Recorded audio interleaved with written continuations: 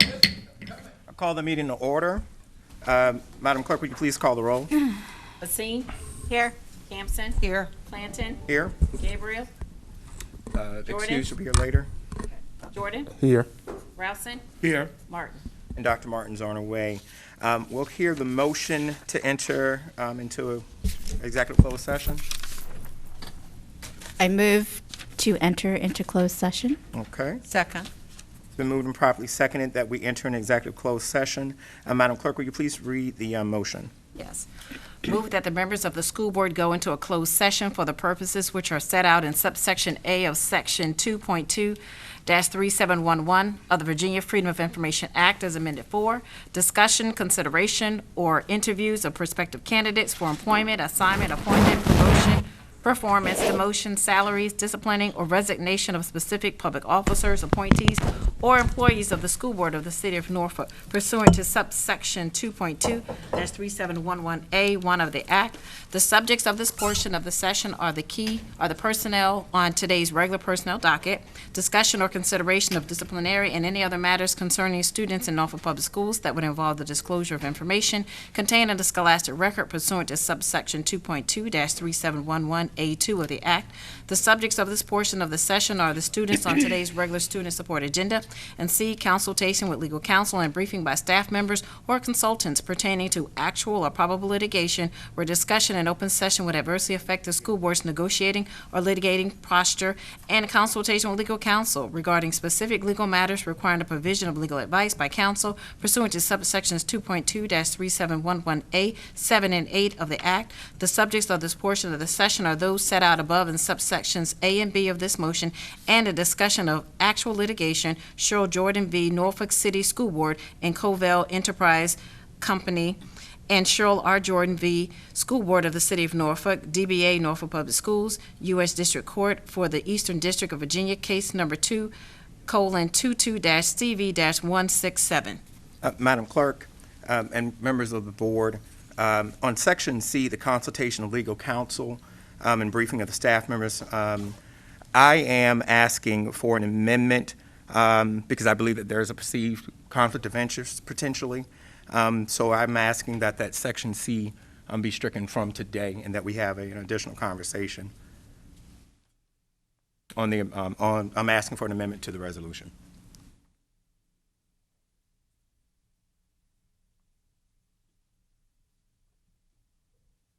As a small body, I'm making it. Do I hear a second? Second. Right, it's been moved and properly seconded. Is there any discussion on a particular item? Yes.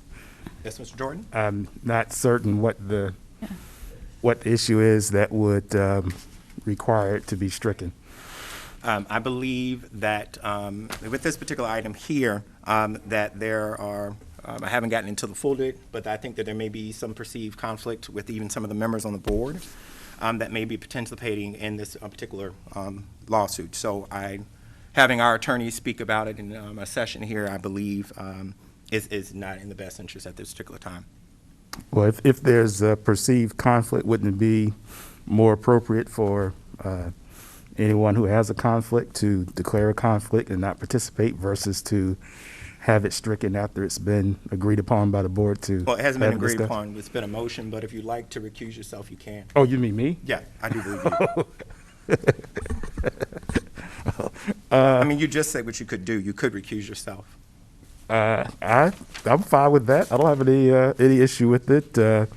Not sure what conflict of interest I have, but since you raised the issue, I would hate for the board to not be able to have whatever discussion that the board has asked for several weeks if you believe I have a conflict. I think that what I would have preferred is to just contact me and let me know that rather than follow it, do this fashion.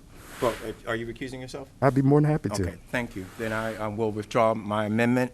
Madam Clerk, please call the roll. Well, excuse me, I have another question on the motion. So there was also a request to have another matter considered during the closed session. I just wasn't sure where that ended up. Yeah.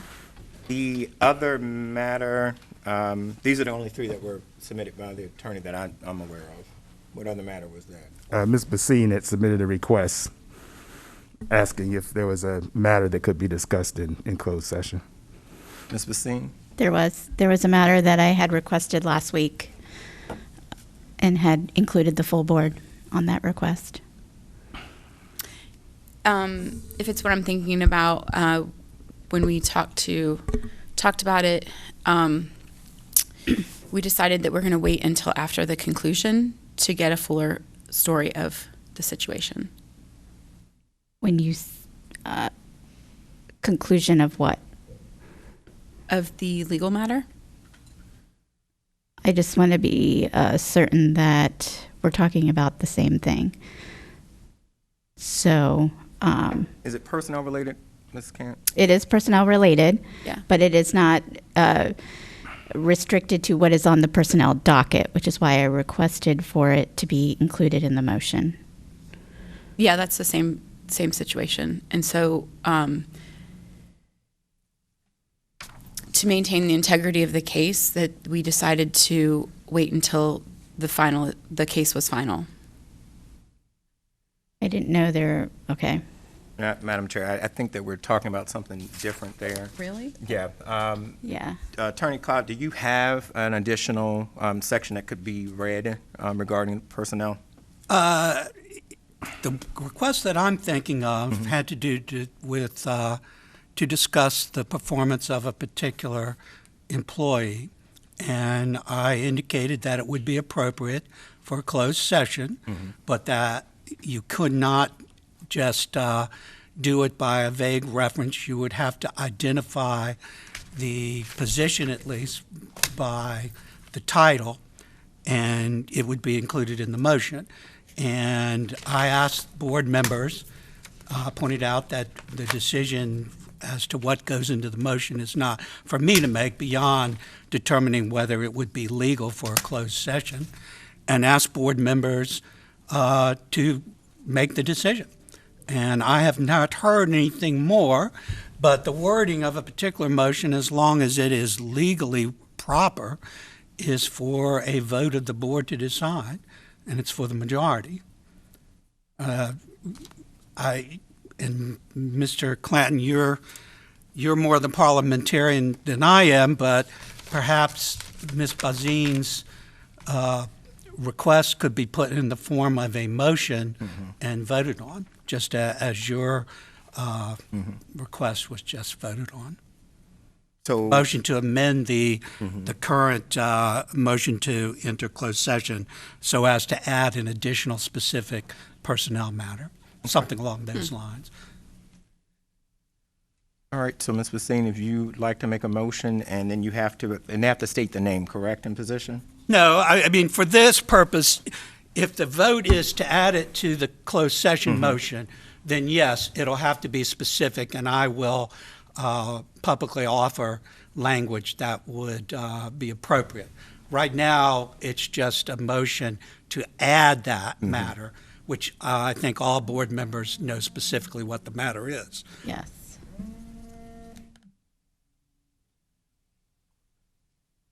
Oh, okay. I'm sorry. Okay. We came in late. Sorry. It's okay. So I'll entertain an amendment to the motion to add this performance discussion regarding the clerk, correct?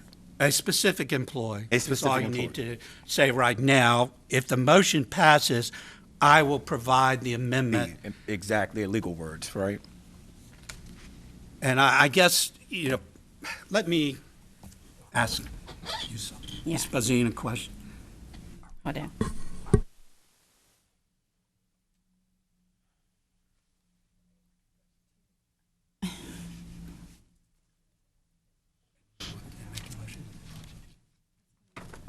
All right, I've confirmed with Ms. Bazine now that she's actually wants to amend the closed session motion so as to discuss two personnel matters with regard to two specific employees of the board. So that would be the motion for the purposes of voting yes or no on amending the closed session motion. then if the vote is to amend the closed session motion, then I will have to write the revision so as to state for the record the two employees, the positions of the two employees that we're talking about. But there's no need to state them at this point until the board, a majority of the board, has voted to discuss essentially the performance of two employees to be added to the closed session motion. Okay, so the performance of two employees is what Ms. Bassine's making. So just, Ms. Clampson, I got you. Is there a second to your amendment to add this? Right, and I want to be clear too, it's not just performance and salary, so. Okay, performance and salary. Right. Is there a second to her amendment? Second. Okay, it's been moved and properly seconded that we amend the executive session to add the discussion of two personnel regarding performance and salary. Madam Clerk, can you call the roll on that particular item? Oh, there's discussion. Go ahead, Ms. Campson. Yeah, I have a little concern here because naming the position is the same as naming the person. And so we're going to have a discussion which could go in either way, and it just seems to me like saying, okay, everybody, we're going to go in now and talk about these three people and here who they are, that you could put a stain on their reputation. The Freedom of Information Act requires the motion to be specific. If you're going to discuss the performance of specific employees, you have to at least refer to the title. But that tells everybody who it is. Yes, that's true. Particular case, yes.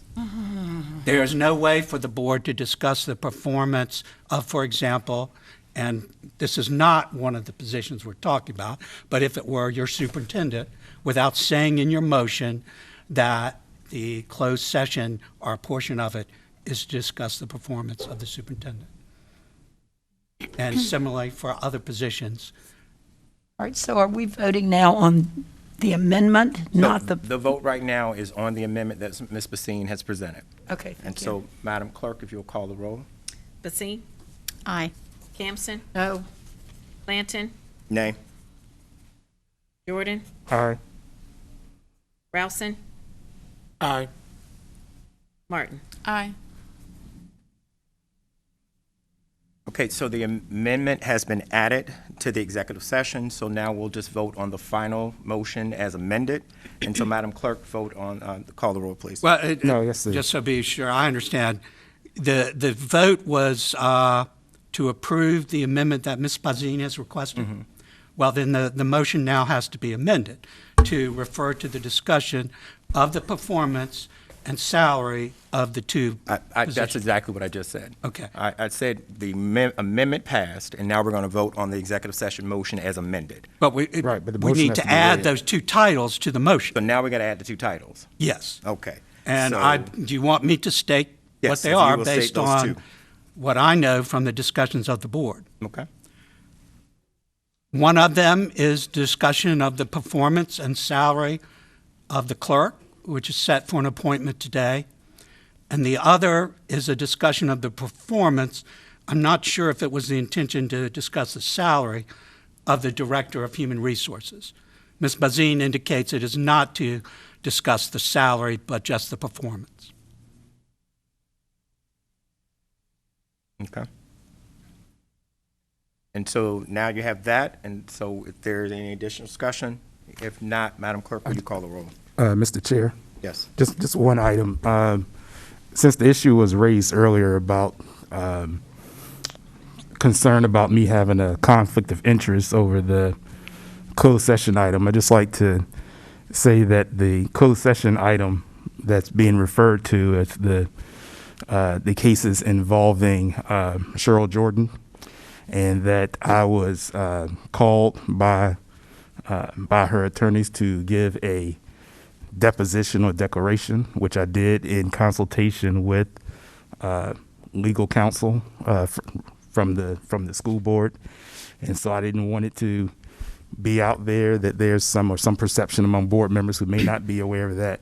What I believe the issue was, I don't believe I have a conflict of interest. I wasn't told that I had a conflict of interest, but because the issue was raised, I wanted the board to be able to have the conversation as appropriate as I have done during my entire tenure here as a school board member. So I just wanted to make sure everyone was aware of that. Thank you.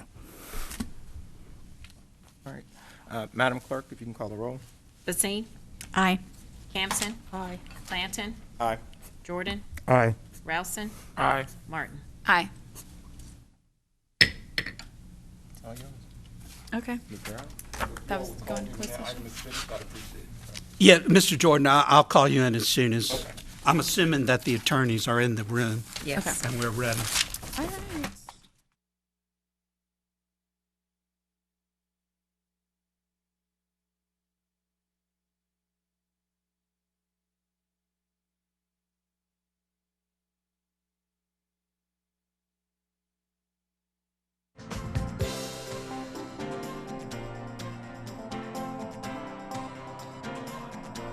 Everyone, I'd like to call this school board business meeting for June 15th, 2022 to order. Ms. Tanner, please call the roll. Basine? Here. Campson? Here. Campson? Campson, oh, I'm sorry. Clanton? Present. Gabriel? Present. Jordan? Here. Rousen? Here. Martin? Present. Okay, can I get a motion to adopt the business agenda? We have to, did we come out of closed session yet? Yeah, she can come out of closed. Oh, I'm sorry. I always do this. I always forget to come out of closed session. All right, can I get a motion to come out of closed session?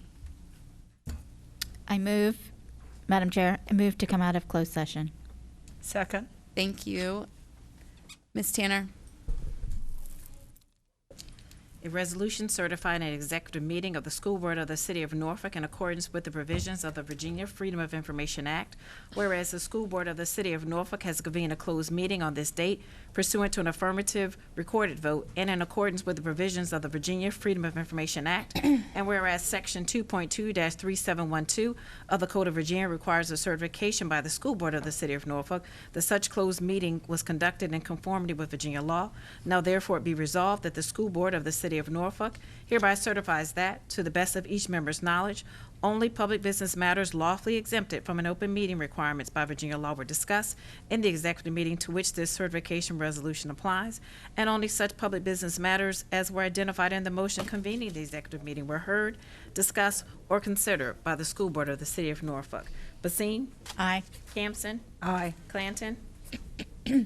Before my vote, I just want to make it clear that in the earlier resolution, the word performance was utilized, but that there was clarity around clarification of actions. And so I will say aye. Gabriel? Aye. Jordan? I was, for the portion of the closed session that I was present, I vote aye. Rousen? Aye. Martin? Aye. Okay, thank you, everyone. Okay, now can I get a motion to adopt the business agenda? Madam Chair, I move that we adopt the business agenda as presented. Oh, excuse me, with one correction in the consent agenda, that we are removing candidate A. Second. That's what he said. Second? Ms. Tanner, just for And he repeat what he just- clarification on yeah. the personnel docket, under the consent agenda, we are removing personnel A, or employee A, however you'd like to assign it. Okay. Okay? And we have a second from Dr. Gabriel. Okay. Basine? Aye. Campson? Aye. Clanton? Aye. Gabriel? Aye. Jordan? Aye. Rousen? Aye. Martin? Aye. And up next is my pleasure to ask Ms. Karma Johnson for the last time of this year to lead us in the Pledge of Allegiance. So please stand.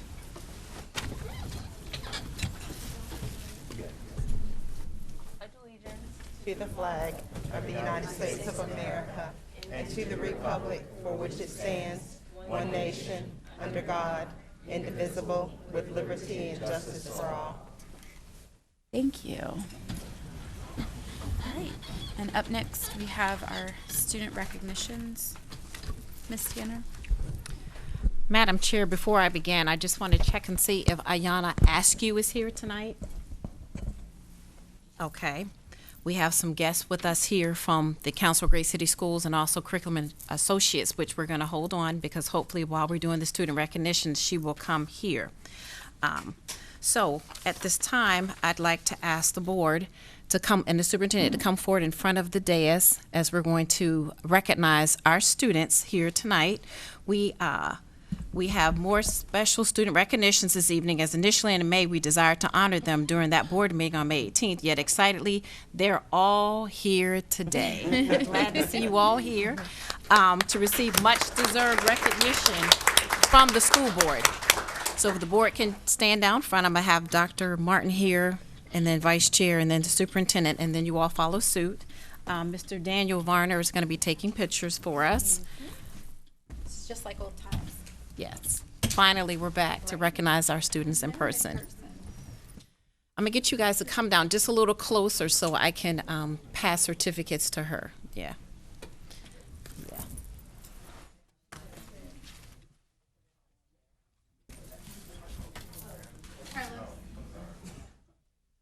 All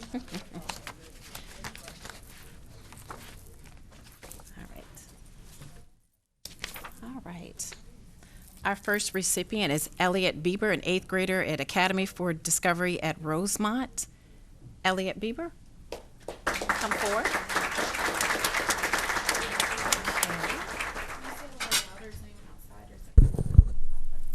Elliot Bieber. No? Sure. His artwork was selected for the NPS Art Magazine.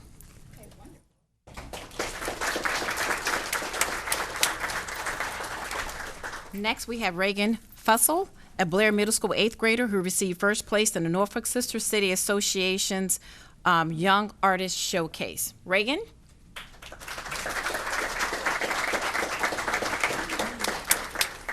Well, our sweeties RSVP'd, but that's okay. I know we have Jada Johnson here. She is a 3rd grader at Ghent School, and she won the Guess the Eggs in a Basket contest for the Norfolk Public Library.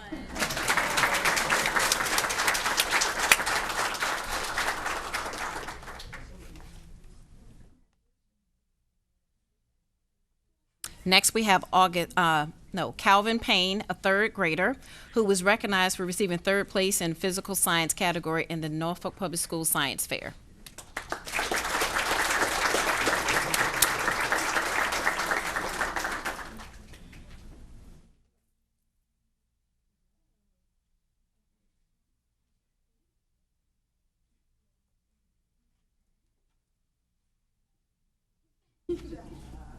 Okay, did August Higgins come in? August Higgins, congratulations for being the top reader in the Read with MEAC contest. The 2nd grade. Ghent School, I'm sorry. Ghent School 2nd grader.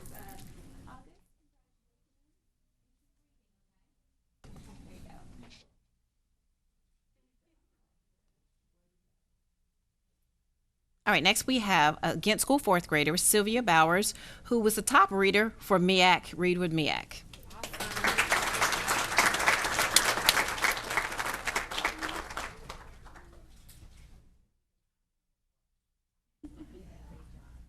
Is Tiffany Fagan with the Ghent PTA here? Yes, congratulations. We're recognizing you for having special recognition for National PTA for having outstanding STEM PTA sponsored program and giving a grant for $1,000. Congratulations.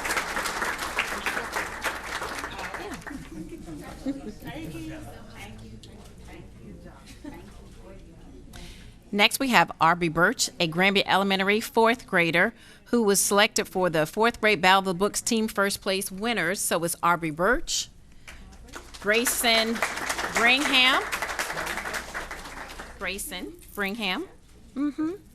Gideon Jones. I'm not sure, wait a minute, she's gonna hand it to you. Congratulations. That's Gideon Jones. Is Declan Whitehead here yet? Okay.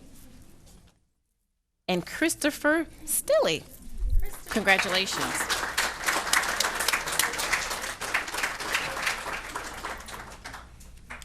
Next, we have Granby High School 11th grader Tyler Villafore, who was recognized for receiving third place in impromptu speaking at the Future Business Leaders of America State Leadership Conference.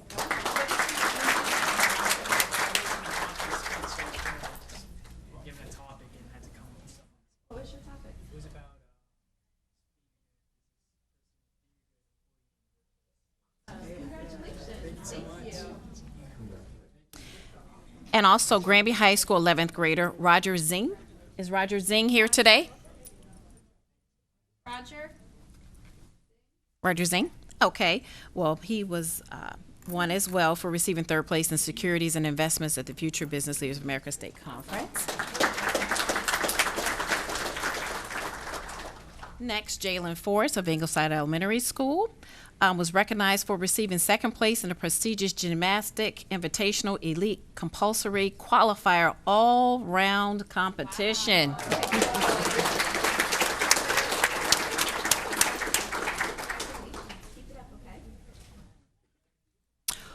From Ingleside Elementary School, Rodney Chance.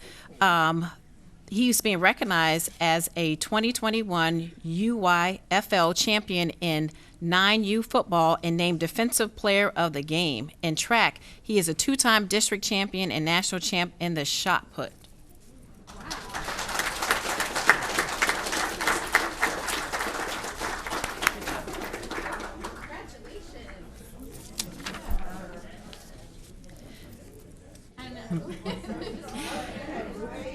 Next, we have Maury High School senior Maya Bird. Is Maya Bird here tonight? Okay.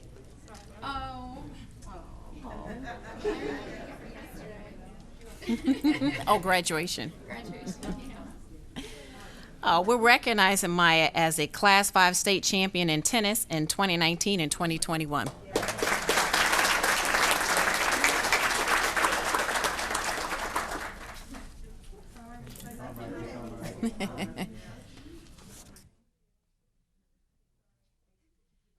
Next, we have Maury High School senior Azaria Cherry, who's being recognized as a 2022 STEAM H Essay Contest winner awarded by the Virginia Council on Women.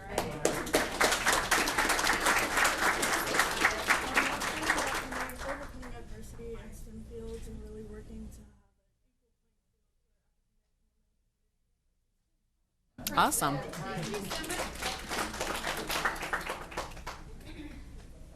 Next, we have Maury High School senior Nyla Rivera Morales. Awesome. She is being recognized for the Hampton Roads Youth Volunteer of the Year Award.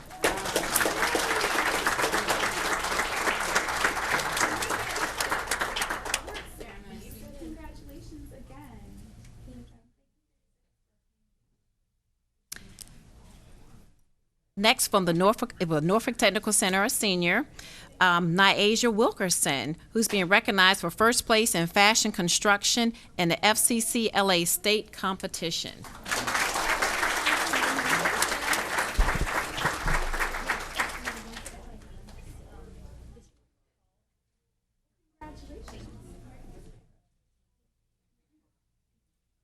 Next, Jamie Branch with Norfolk Technical Center, 10th grader. We're being recognized for first place in the category of decorated cake for the FCC LA state competition.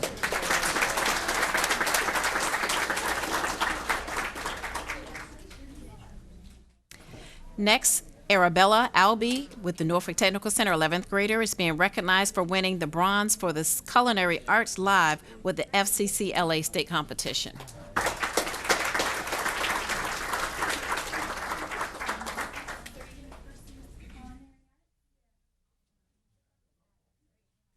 Next, we have Kanaya Carey with Norfolk Technical Center, 10th grader, who's being recognized for winning first place in chicken fabrication with the FCC LA state competition.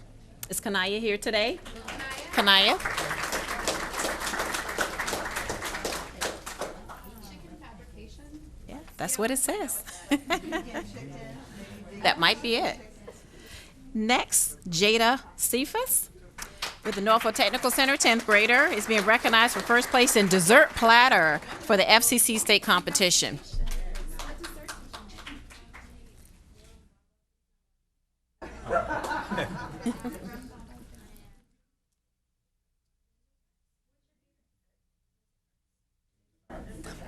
Awesome.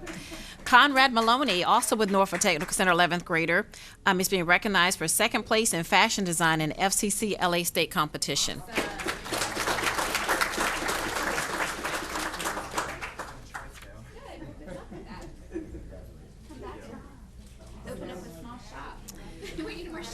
I know, right? Norfolk Technical Center 12th grader Kaylin Bennett is being recognized for winning third place in fashion design for the FCC LA competition. Is Kaylin Bennett here? Okay. Next, we have Northside. Justice Butts, Northside Middle School 8th grader, is being recognized for being the winner of the Spring Poetry Nationwide Contest.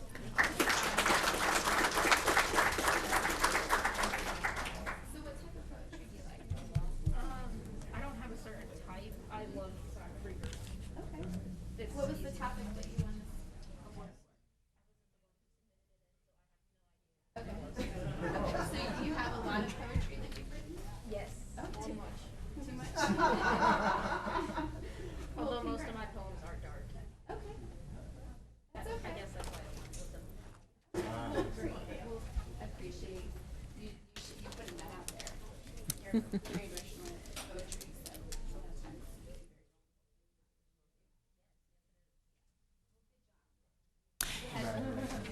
And we have other 8th graders along with him for Northside Middle School for this spring sports contest. Peyton Ecobisho. Is Peyton here? Peyton Ecobisho? And hopefully, I apologize if I'm not pronouncing your name properly. Okay. Also next, Angeli Madrano Chavez. Angeli Madrano Chavez. And Kristen Wells, I know it's here. Same thing, spring poetry contest nationwide.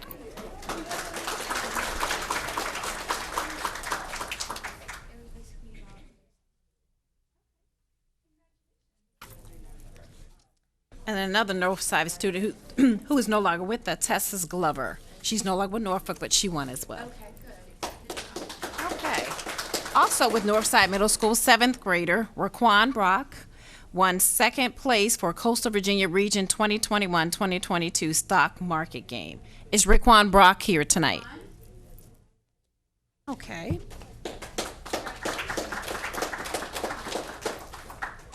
The next person, Elise Mooney, who was also, she took second place for Coastal Virginia Region 2021-2022 stock game. Is Elise Mooney here tonight?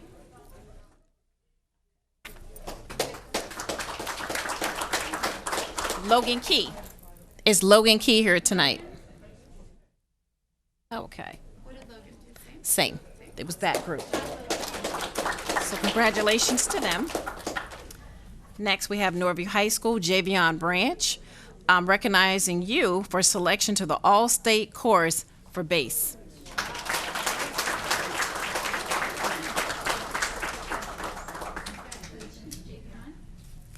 Are you going to continue to be in the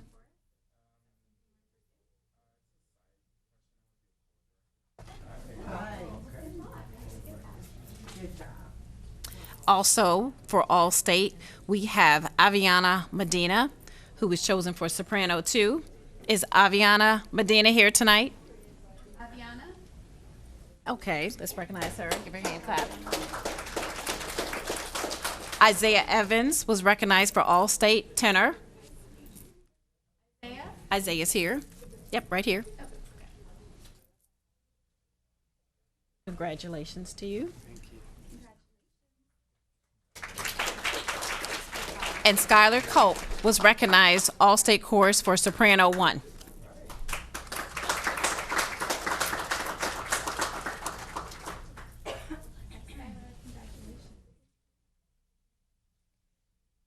And Sergeant Christopher Bertrand. I'm trying to see, is he here in the hallway? Sergeant Christopher Bertrand for Norview High School.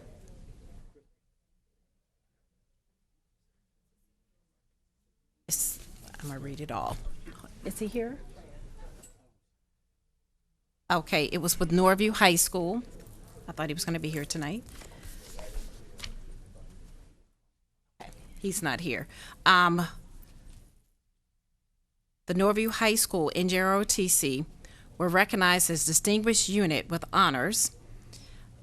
Their Norview NJROTC Marksmanship Team, 8th in the nation and the Air Rifle Championship, and the Norview's NJROTC Drill Academic and Athletic Team is 11th in the nation at Navy National Championship, and the Norview NJROTC Novice Marksmanship Team, 2nd in Orion New Shooter League, and it's between 71 schools nationwide. So I'm sorry they could not be here tonight.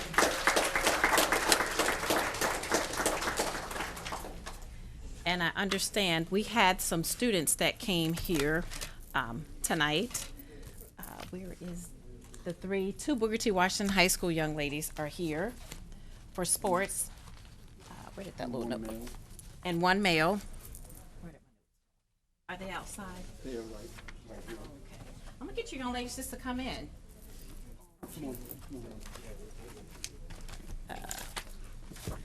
Where's that notebook at? Someone took my notebook. You want to introduce yourselves and tell them what you won? I'm a sophomore at Booker T. She's a junior. My name is Destiny Walston. We got first in the 4x1 in the region. I got number 1 in the region.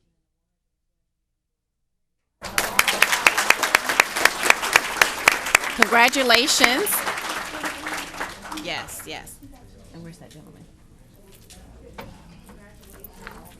And congratulations to you, sir. We get you to recognize you and give us your name and what you've done.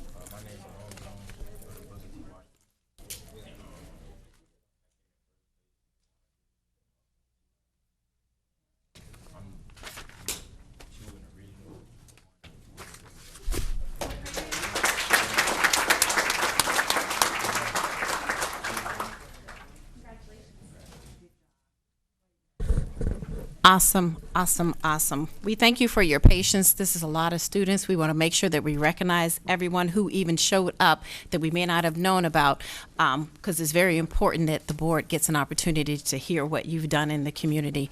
That was it. Oh, I'm sorry, Ryan. Come on. I'm sorry.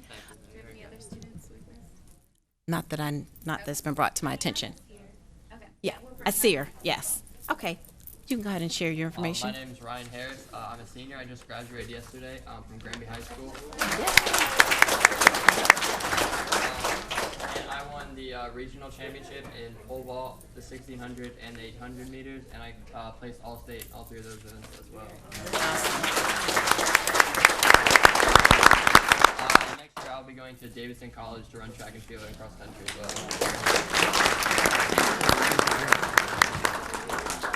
And what we want to do before we have our special guest recognize one of our students, Ayana Askew, a high school graduate, as of Monday, from Booker T. Washington High School on this day, the 18th of, well, it's not the 18th of May, but June 15th, the members of the school board of the city of Norfolk recognizes you as being a Gates Scholar recipient and for receiving scholarships from the Life Enrichment Center, Fisk University Presidential Scholar, Iota Phi Lambda Sorority Scholarship, Spelman College Dovey Johnson Roundtree Scholarship, and Hampton Roads Community Foundation Julia Atwater Bristow Scholarship, Iota Phi Lambda National Scholarship. Congratulations for being a 2022 Presidential Scholar for the Arts, valedictorian, class president, and a 2021 Hampton Roads Poet Laureate Ambassador. Congratulations.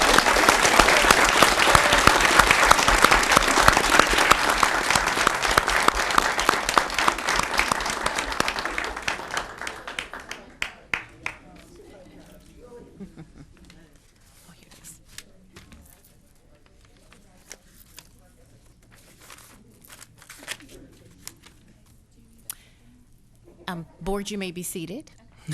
Congratulations. Congratulations to everyone. She did everything. Yeah, did the most, didn't she? Make sure we don't miss anybody. Yeah, hold on, let me go check real quick.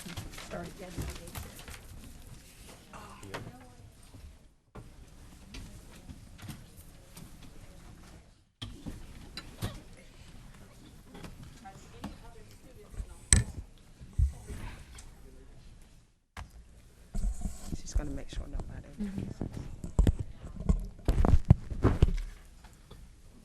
Yeah, we should probably get the hall people in to see if it's sitting now.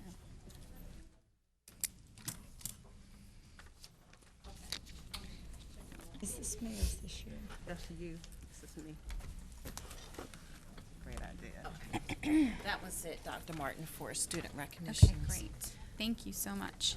Next.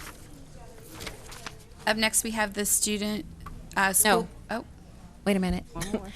I'm sorry, go ahead. Dr. Martin, we have representative from the Council of Great City Schools and two representatives from Curriculum and Associates who want to give a special recognition to our graduate of Booker T. Washington High School, Ayana Askew. So you're welcome to come to the podium.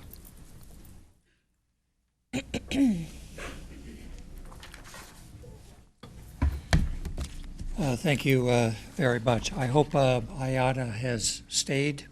She did. Is she still here? Yeah, because they are her parents right there. Great. Good evening, and thank you very much for the opportunity to briefly address this board. On behalf of our new executive director, Ray Hart, who was unable to join us tonight, I want to recognize and thank Rodney Jordan, the Norfolk School Board representative to the Council of the Great City Schools, who will soon be joining the Council's Executive Committee, and Sharon Birdsong, the Norfolk Superintendent, who's doing excellent work here in the school district and is a member of the Council's Board of Directors. Thank you for your leadership. I am Michael Casterly, Strategic Advisor to the Council of the Great City Schools, the nation's primary coalition of large urban public school districts. Before assuming this role, I was on the staff of the Council for 44 years, nearly 30 of them as its Executive Director, and another 15 as its Director of Legislation and Research before that. As I stepped down from my role as Executive Director last year, the organization's Board of Directors created an award and scholarship in my name that was meant to recognize individuals who had exhibited sustained leadership and courage in their work. In March of this year, the Council of the Great City Schools named Congressman Bobby Scott as the winner of this honor for 2022. Congressman Scott has been the chair of the Education and Labor Committee of the U.S. House of Representatives for many years and has been a particularly strong advocate of public education, especially public education in our great cities.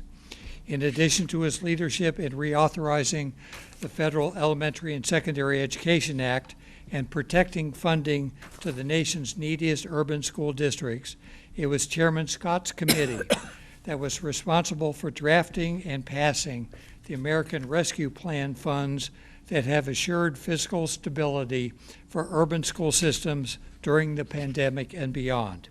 He has shown courage and a sense of justice and equity in everything that he has done in Congress, and we are proud to call him a friend. With this award comes a $10,000 scholarship that is sponsored by the Council of the Great City Schools and Curriculum Associates. Representing Curriculum Associates this evening is Sonia Coleman and Shanika Menz-Smith, who I will ask to say a word in a minute. The office of Chairman Scott, who we talked to just this morning, who represents this district in Congress, has asked that we choose a student to receive this $10,000 scholarship. The council has decided to name a graduate of the Norfolk Public Schools.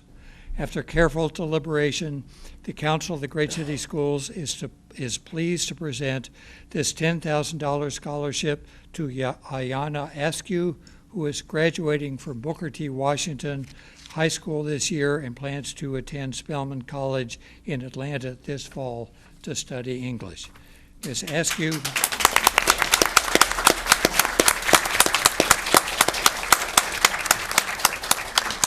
Ms. Askew was chosen because of her outstanding academic record and her willingness to use her considerable talents to speak out on the issues of the day with courage and a sense of justice and equity that I know would make Congressman Bobby Scott proud. Her poetry, in particular, exhibits the kind of excellence, courage, and justice that this scholarship was meant to support. I expect that we will hear much more from Ayanna in the years to come. I am most pleased to have chosen Ayanna Askew as this year's recipient of this scholarship named in my honor. She is most deserving and is an excellent example of the many talented and accomplished students that our nation's urban public schools produce. Finally, I congratulate and thank Ayanna's family, her teachers, her school, and the Norfolk Public School District for its excellent work in guiding and supporting Ms. Askew on her road to the future. Thank you, and with permission of the board, I would like to ask Sonia Coleman to say a few words before we present Ms. Askew with her scholarship. Sonia? Thank you, Dr. Casterly. On behalf of Curriculum Associates, we just want to say that we are so proud to be able to sponsor the Dr. Mike Casterly Legacy Award. Mike has dedicated his career over 44 years to working to ensure that students have equity, opportunity, and the resources that they need to be prepared for college and career. And he has dedicated that through his work at the Council of Great City Schools and other work. We think that we're so proud of you, Ayanna, and from what we know about you so far, we know that the traits that you embody, that the work you do is so reflective of that which Dr. Casterly has done for so many years. We know that you are just beginning your journey. We encourage you to continue to use your voice for those who can't speak for themselves. Continue to use your words to uplift, to inspire, and to impact social change. We're very proud of you and very happy to support you with this scholarship. Ayanna, would you like to come up to the lectern?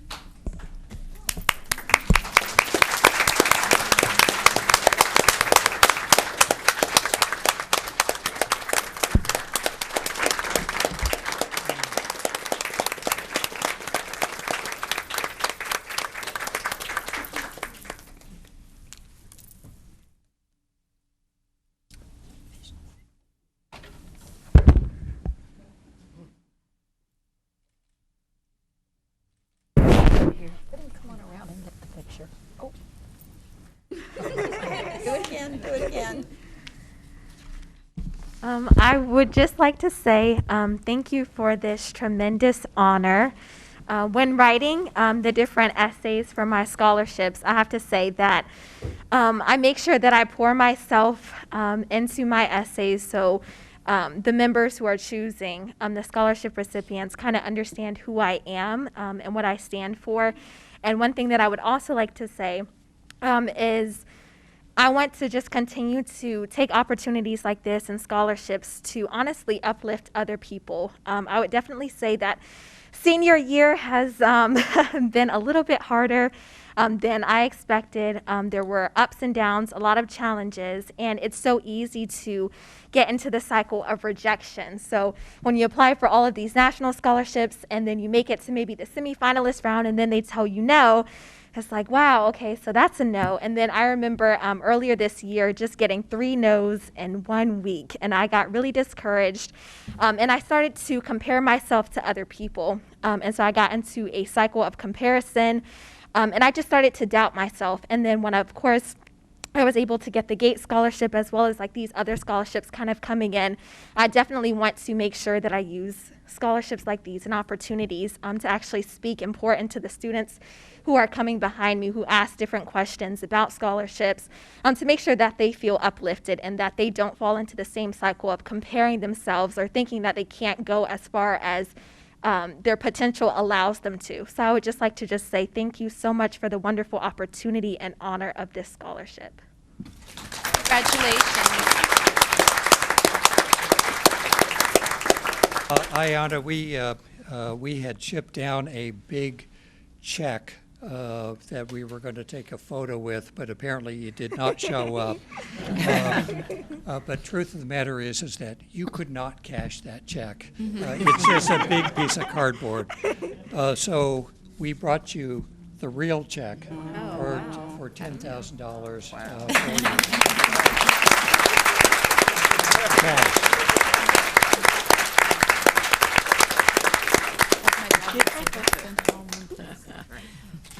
Oh, that's beautiful.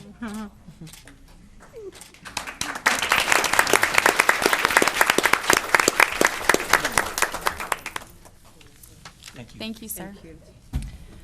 Thank you, Madam Chair. That's the end of my conclusion of recognitions of students. Okay. That was a great program. So up next, we have our student school board representative. And is Shivani here also? She's sick. Okay. Okay, we have Ms. Karma Johnson. Would you like to come to the lectern and share your prepared remarks? Thank you.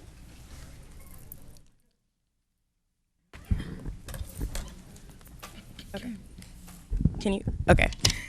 Wow, that was hard to follow, but congratulations, Ayana. I've known her since freshman year, so to see you get something like that is amazing. So And before you begin, I guess I just want to give a little introduction. So, so Karma was selected as our school board representative for this past school year, and so what we've asked her to do is to provide some reflection of her experience with us.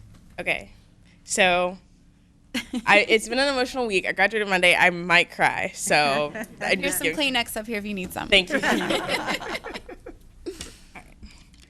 Good evening, School Board Chair Martin, Vice Chair Clanton, school board members, Superintendent Birdsong, Miss Tanner, members of administration, tech crew who have always made sure our mics are on and working, parents, students, and concerned citizens. My name is Karma Johnson, as Dr. Martin just said, and I have been an MPS student since I was in pre-K.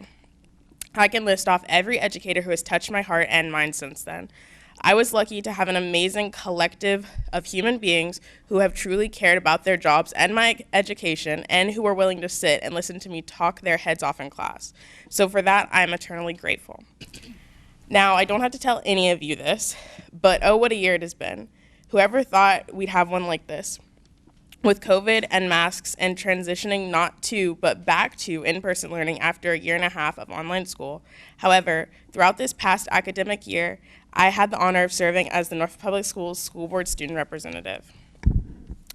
I am pleased to say that I have learned so much, not only about politics, but myself as a person and as a member of multiple communities.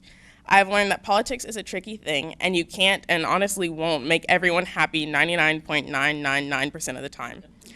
I got a glimpse firsthand that the community cares immensely about what happens to them and the children they serve.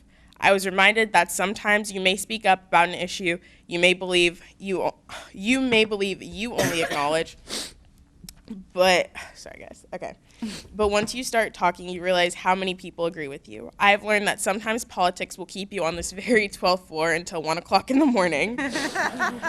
I have been reminded that sometimes you can't talk, you must listen, and ultimately that it takes a village to do absolutely anything, and in politics, it takes multiple villages. Thank you. Thank you so much for choosing me to serve as the 2021-2022 School Board Student Representative, and I wish this district, with like my whole heart, the absolute best and the most success, and I know that there are going to be so many greats after me who are going to make it even better. So thank you guys so much for this opportunity. I really appreciate it. Thank you.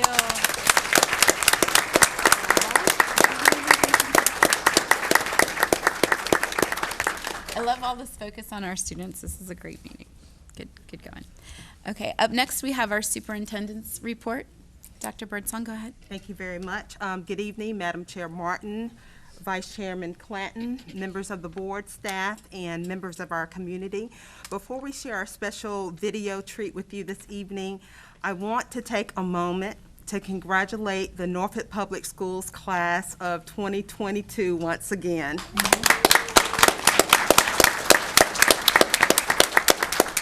For the past 2 days, we have been celebrating the graduation of our almost 1,600 high school seniors, 1,600 fist bumps, yes. Okay, within the last couple of days. And we are so very proud of each and every one of our graduates. Our graduates have demonstrated a high level of determination, flexibility, and surely they have demonstrated resilience. And we cannot wait to see what this class of 2022 will change this world. They are definitely going to change this world. These young men and women are just simply amazing. The Norfolk Public Schools class of 2022, they have been awarded 60. I'm sorry, Dr. Birdsong. Norfolk Public Schools. I can't get it to stop. Grand vision of equity and excellence for all laid out. I want to use some background music, that's all. I don't need any background, not yet, not yet. So again, these children, these students, these young men and women, they are simply amazing. They have been awarded $60 million, almost $60 million worth of scholarships. Clearly, they're the best, and certainly the scholarships will help their parents to finance their educations, and so we are so very proud of them. And certainly, I would be remiss if I did not recognize our hardworking, highly committed, exceptional high school principals, Dr. Stallings, Mr. Schmiegel, Dr. Wade Jenkins, Ms. Berg, and Dr. Brower. Additionally, I have to recognize our extraordinary teachers and staff. They have done such an amazing job this year, and I am so very pleased of the work that they've done for our children this year. So again, I want to say publicly, thank you to our building level leaders. Thank you to our classroom teachers and staff. We really appreciated all that you did so that we could bump fists with those 1,600 children yesterday, or young men and women. And so now, just to switch gears just a bit, as I previously mentioned, we have a special video treat for you this evening. It's a bit longer than most of our videos, but I think you'll be fine with it. It reflects all of the hard work, well, a lot of the hard work of our amazing students throughout the school year, as well as our staff. You'll also see that within the video, it clearly demonstrates how we work to achieve our visionary goals of Drive for 5. And just as a reminder, those goals were to improve our students' academic performance, recruit and retain highly effective classroom teachers for our children, improving our aging infrastructure, developing and sustaining effective partnerships, and fostering a division-wide culture of caring. Then the video will conclude with a very special tribute to members of the Norfolk Public Schools family who have passed away within the most recent years. We miss our colleagues tremendously, we really do, and we will never forget the invaluable contributions that they have made to our students and to Norfolk Public Schools. So without further ado, let's watch the video. A year in review. In the 2021-2022 school year, Norfolk Public Schools strive toward the grand vision of equity and excellence for all laid out in the Drive for 5. Let's pause for a brief look back at how much we accomplished toward these aspirational goals in the school year that just passed.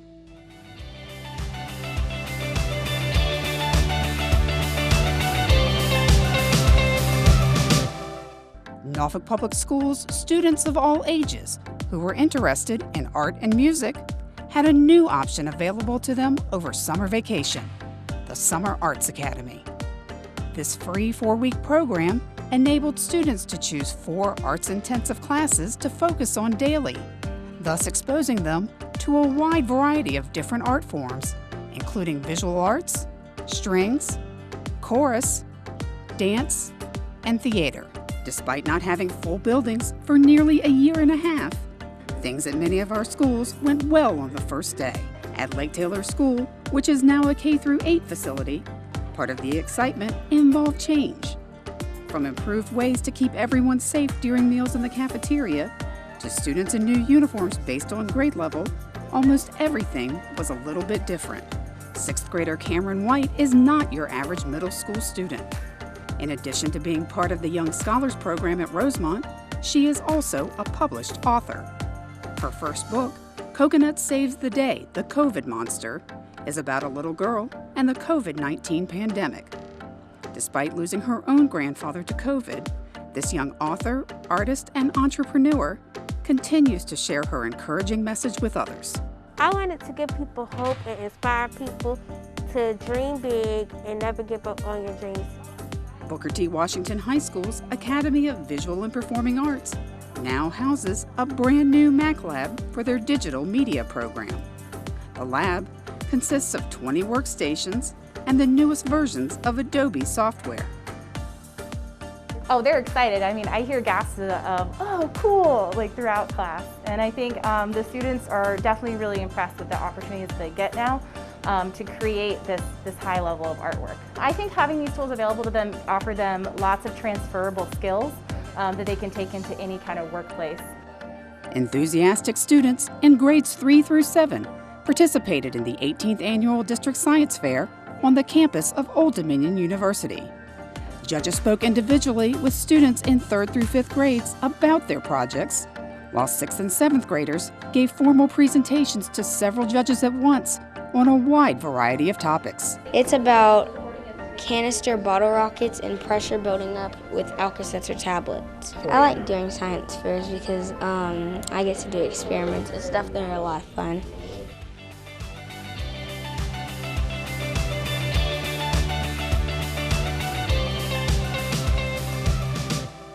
The first Wednesday in February is National Signing Day around the country, and NPS had a couple of schools with ceremonies of their own.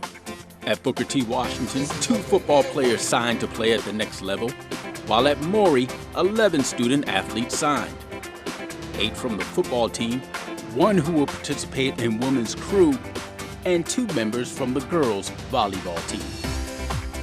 Track and field provided the district with a couple of state championships.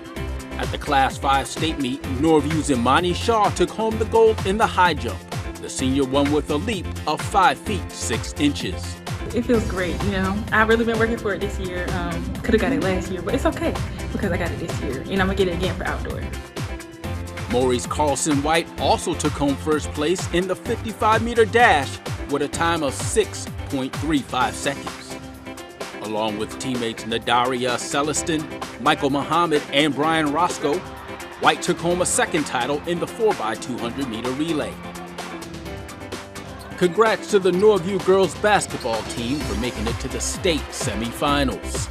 Winning the Eastern District and knocking out 8-time defending state champion Princess Anne in the state quarterfinals were just some of the accomplishments this past season. Norview finished with a 20-6 record. Maury had both its football and boys basketball teams make it all the way to the Class 5 state finals. Playing at Old Dominion, the Commodores took on undefeated Stonebridge. In a tight back-and-forth affair, the Commodores lost on the final play of the game. The basketball team traveled to Richmond to take on Highland Springs. The Commodores built a fourth-quarter lead but couldn't hold it. A last-second free throw was the difference as Maury lost by 1.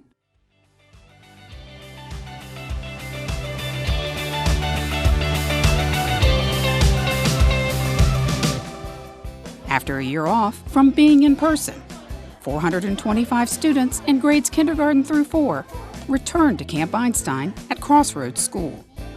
This 4-week program is an enrichment camp that provides hands-on activities to highly motivated students that they normally wouldn't experience during the school year. Most is that it's all hands-on, so they're actively engaged constantly throughout the day, and they're doing things that they enjoy because the teachers wrote their curriculum, so it's the teacher's passion, and that comes through in the teaching, and it draws the kids in, makes them excited about coming. In August, over 225 first-year and veteran teachers new to Norfolk Public Schools were ready to make a difference as they gathered at Lake Taylor High School for this year's New Teacher Institute. This 2-day event gave teachers new to NPS vital information about the district and their roles as teachers. First-grade students in Sabrina Wahid's class at Richard Bowling Elementary spend their days learning while they're moving in their dynamic seats. Ms. Wahid obtained these unique seats during the pandemic through online donations. During the day, her students enjoy using pedal desks, ball chairs, wobble stools, and other dynamic seating, which enables them to move around and focus on their classwork. When you have a student that can't sit still all day, that could be viewed as misbehavior, when really that student just needs a way to release their energy. So having this dynamic seating keeps my students engaged because it gives them an opportunity to release spurts of energy. First grade students are learning in a whole new way this school year. Instead of having the traditional science, English, or math block, all their subject areas are now integrated. It's just brought more energy into the classroom, being that we're kind of changing the way we do things completely has made it fun, and integrating everything doesn't seem like you're going, okay, now we're doing math, now we're doing science, now we're doing social studies. We integrate it and the kids love it because it's so hands-on. For the first time since the start of the pandemic, a master teaching artist from the Wolf Trap Institute for Early Learning for the Arts was able to spend a week with students at Coleman Place Elementary. In the pre-K4 class, she used music, movement, and various types of sounds to keep these preschoolers engaged while they learned the story of the paperback princess. Yeah, the students really love it, and they're really excited for her to come. And they really love singing and dancing and everything that goes along with the arts. Norfolk Public Schools celebrated Teachers of the Year from every school in the district during a special ceremony at the Main. After the top 12 teachers were recognized, the top elementary, middle, and high school teachers were called up on stage. Superintendent Dr. Sharon Birdsong created suspense by reading from the winner's nomination form before revealing Subhadra Desiraju from Norview High School to be the 2022 Citywide Teacher of the Year.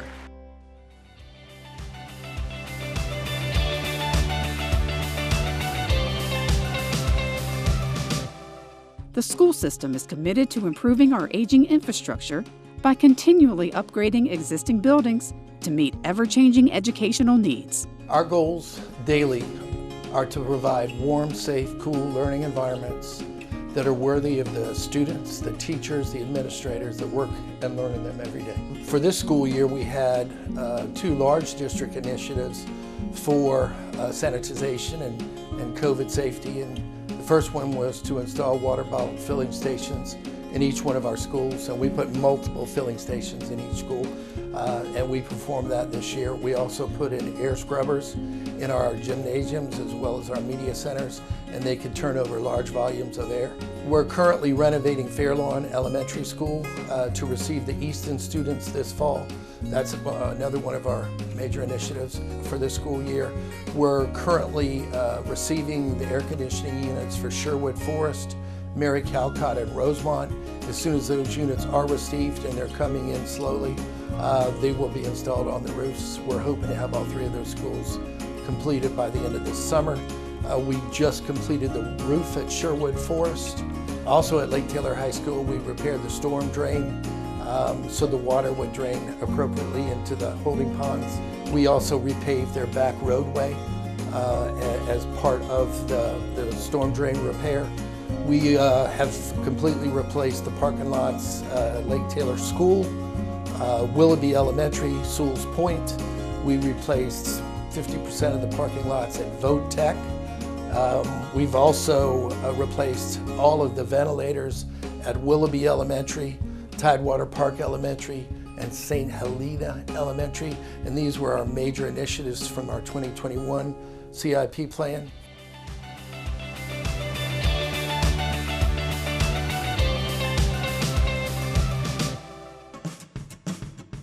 Career and Technical Education Department partnered with the Aviation Institute of Maintenance to give our middle school students the opportunity to attend the Fly Norfolk Camp.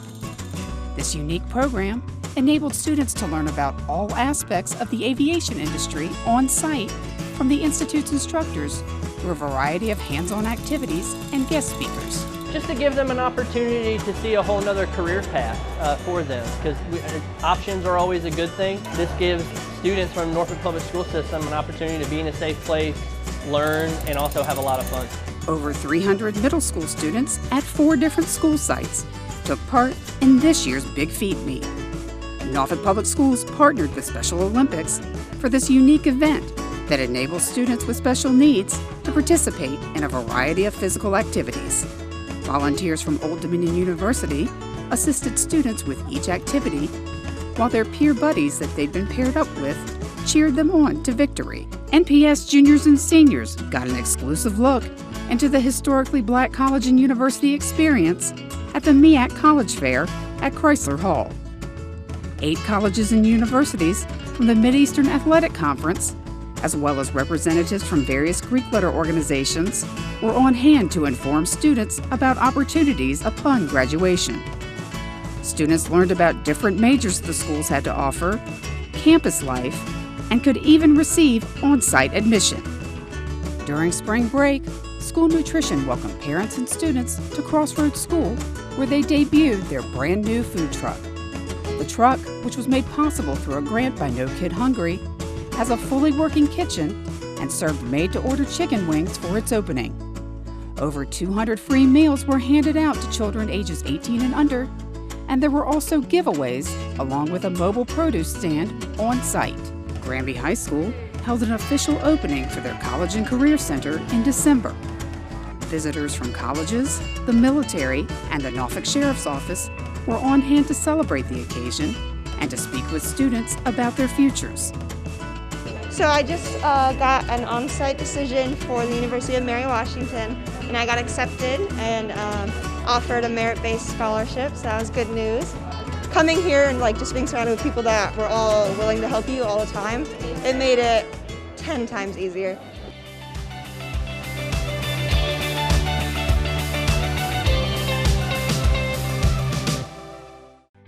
Out of 200 poetry entries, 2 NPS students, Sharon Shamul and Bria Harvey, were selected to have their poems displayed around Norfolk as part of Norfolk Art's Poetry on the Pavement project.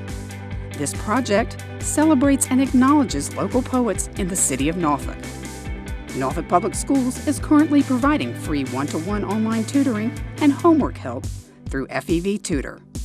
Students in grades 3 through 12 can receive tutoring in math, science, social studies, and English language arts.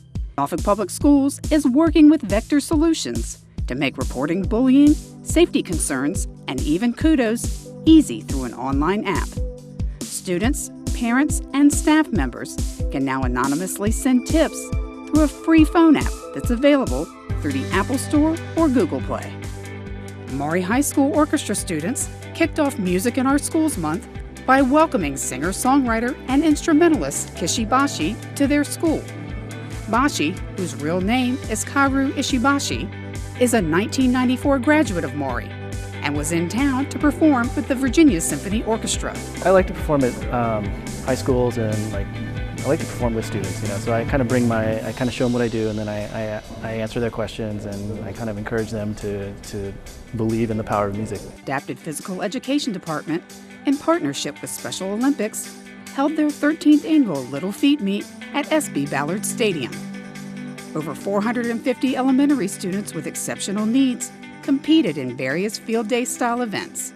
Just being able to learn through sport and physical activity is important as well, and because they, it's fun for them, but they are learning as well. They're learning to teamwork, they're learning to get along, they're moving their bodies, they're learning about health and fitness. Well, I think the kids love it because they get to interact with other kids and their loved ones. The parents come out here, and their grandparents like me get to come out here and share in some of the experience that they're having right now, interacting with the other students. Norfolk Public Schools has done a phenomenal job, especially with these kids, with special needs kids. And I've often come into my grandson's school, and it's always been a positive experience for me. Thanks for joining us. We're already looking ahead to next school year, when we will be continuing the drive toward equity and excellence for all.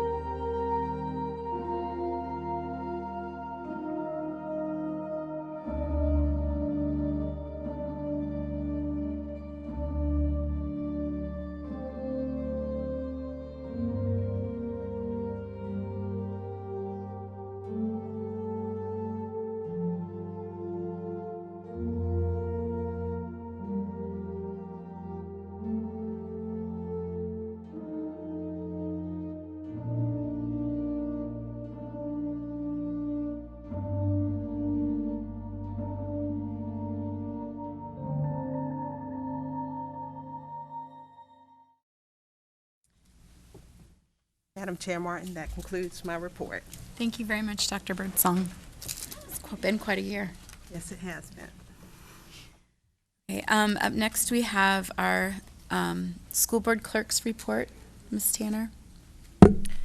Yes, Madam Chair, the clerk's report notes one more observance from the month of May as we ensure recognition of our hardworking school nutrition employees for their dedication to feeding the minds of Norfolk students in honor of National School Lunch Hero Day on May 6th, and we've given them a proclamation. We salute them for nourishing the lives of our Norfolk students. And that ends my report. Thank you, Ms. Tanner. Up next, we have citizens' comments on agenda and non-agenda items. How many people have signed up? We have 19 speakers. Okay. Some called in but didn't check off, so we're just going to call the names to make sure that they're here. How many of them are on agenda topics?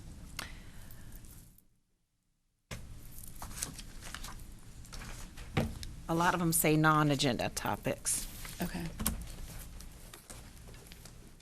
And majority are non-agenda. Non-agenda. Does anyone have children with them that's on there? Care to speak? Okay. All right. I can't tell if they have children with them Well, I or was not. just asking if anyone here had children with them, but Okay. okay. All right, go ahead. Like I said, we have 19 speakers. Today's speakers have signed up for public comment before the start of today's business meeting. When your name is called, please come forward to the speaker's podium, state your name and whether you have a child in Norfolk Public Schools or if you are employed by the district. One person is to speak at a time. If you are representing a group, state the group's name. You may ask your group members to stand in place to be recognized. Speaking time is limited to 3 minutes. A timer is set with an alarm that will signify the end of your speaking time. State your position and give facts and other relevant data. Avoid saying anything that identifies students or personnel information about individual employees.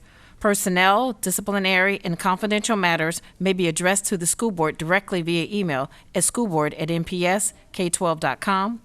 Comments should be addressed to the board and not addressed to an individual member.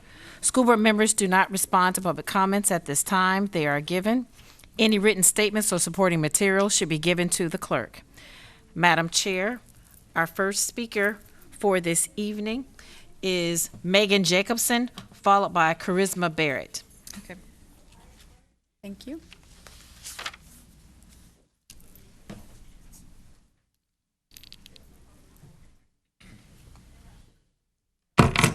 Good evening.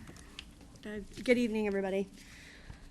Good evening, Dr. Birdsong and school board members. I come to you today to ask when our children's education and safety will take a higher priority than your administrators and school's reputation. I'm a parent of a pre-K student at Granby Elementary. My son has an IEP and is in the inclusion class. His administrators have not made his safety a priority and refuse to follow communication protocols that they themselves and the Assistant Director of Learning Support put in place. My son, nor any child, should be afraid to attend school. He is afraid of a student to date he has had 3 incidents with. All 3 resulted in physical harm to my son. After the second incident where my son was tackled to the ground, I had a meeting with his principal where she couldn't even tell me if my son had received an apology. My response was, "How do you not know?" The response that I was given was that they are working on social skills and that they do not discipline pre-K students with special needs. I have never and would never ask for another 4 or 5-year-old to be suspended or expelled from school. That's outrageous. However, what isn't outrageous is asking that my son has an administration who cares enough to at least assure that he's received an apology. They were absent. What isn't outrageous is asking for your child's assistant principal to answer phone calls and emails after your child has expressed concerns for his safety at only 4 years old. What isn't outrageous is your child's administration to follow a communication protocol put in place to assure incidents and concerns regarding your child are being handled appropriately. In my son's IEP, these concerns were addressed in meetings under his social and emotional parent concern categories, and it took 3 meetings. The last one was in April. I've been going back and forth with the assistant principal to get her side of the paperwork completed. Instead, her way of handling it was for me to review it all and add statements after the fact, then refuse to provide the documents and answer her emails despite communication protocols put in place. I had to, as a parent, explain to her that a meeting request document isn't the same as a meeting summary document. I had to edit dates, times, and comments made by her that were false throughout the entire process. She put these false statements in multiple times in writing. So the question is she not trained to be handling IEP meetings, or does she just not care enough to be bothered? The The attitude and lack of competence that has been displayed this year from my son's administration is a disgrace and truly shows where the priorities of this district lie. Imagine having to explain to an administrator that it is their responsibility to handle discipline, even if it is just an apology. Imagine the people responsible for running your child's school need to be explained how to assure that your child will be safe at school. Imagine having to have the directors of a district department put in writing a communication protocol just to make sure your child's administrators do their jobs and respond back to you as a parent. Just to have the administrators have such little respect, not just for you as a parent, but for the directors, and completely ignore the protocol put in place. The assistant principal has zero respect and accountability, and it is evident by her actions and lack of action. This year has been challenging for all school staff, and I respect and appreciate all those who work tirelessly, day in and day out, to provide the best for my son and other children who attend Norfolk Public Schools. However, the way your administrators at Granby Elementary carry themselves is unacceptable and sets a tone for anyone who has to encounter them. In my house, we live by the quote, "excuses are tools that lead to incompetence." So I guess my question is when are you going to stop making excuses for these administrators and prioritize them and what's best for our children? Thank you. Next, we have Charisma Barrett. Charisma? Charisma? Not here. Okay. Okay. Sarah Gerloff.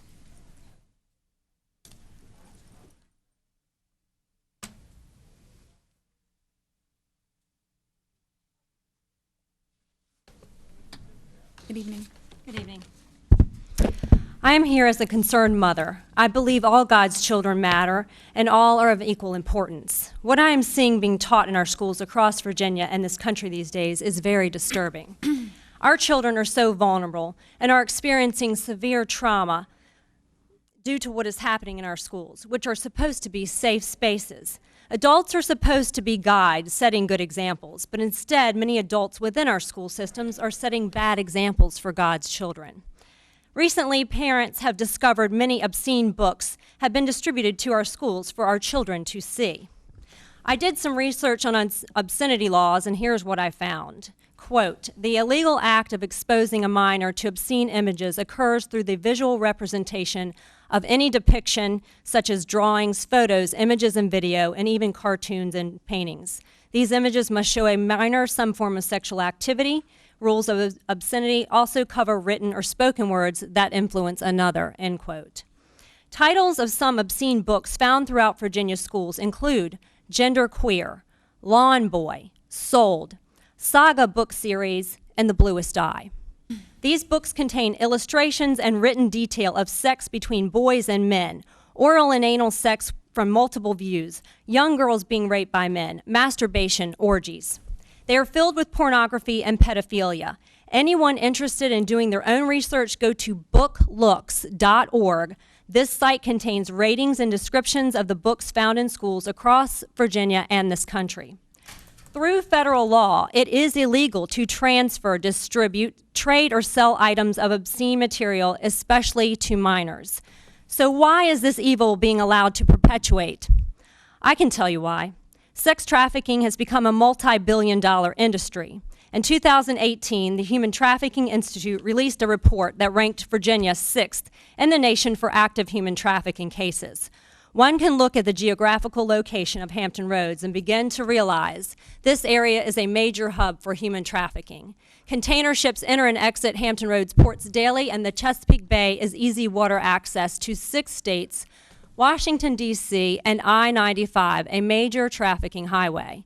These obscene books in our schools are being used to desensitize our children to the immorality of pornography and pedophilia and make them more vulnerable to becoming sex-trafficked victims. Anyone with a vulnerability is at greater risk of being trafficked. God has charged us as adults with the duty of protecting the most precious and valuable and vulnerable. Martin Luther King said, quote, "We must learn that passively to accept an unjust system is to cooperate with that system and thereby to become a participant in its evil," end quote. We must act now to stop this evil and save our children. Thank you. Next, we have Hope Settle.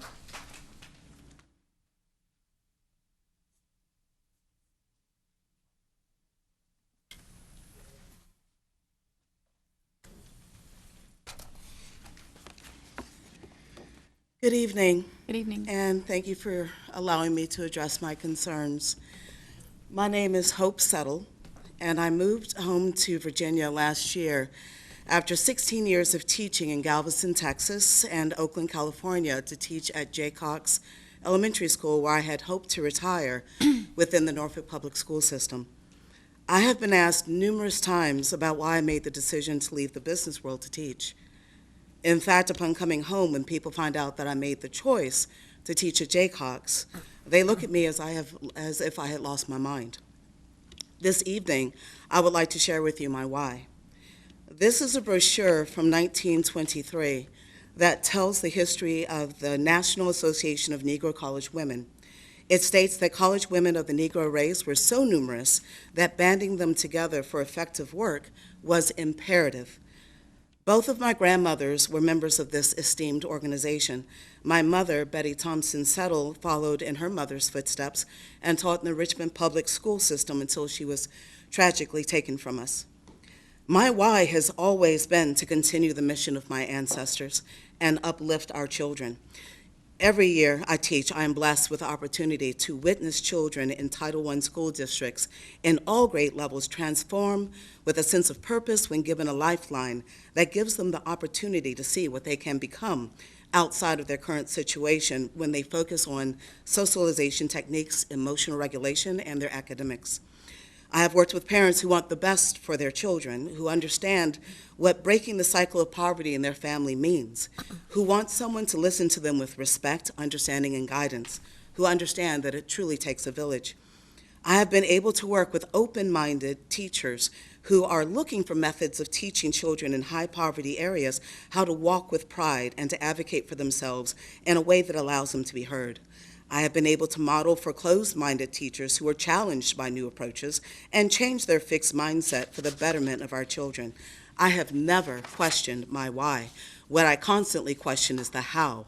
How am I and teachers like me going to continue to be able to inspire our children with project-based lessons when we are constantly testing them to no end, depleting them of energy and spirit? How am I and teachers like me going to continue to buy healthy snacks for our students, spend money to create warm environments in which our students can learn and feel safe, not to mention supplementing the pencil shortage when we struggle to make ends meet based on our current salary?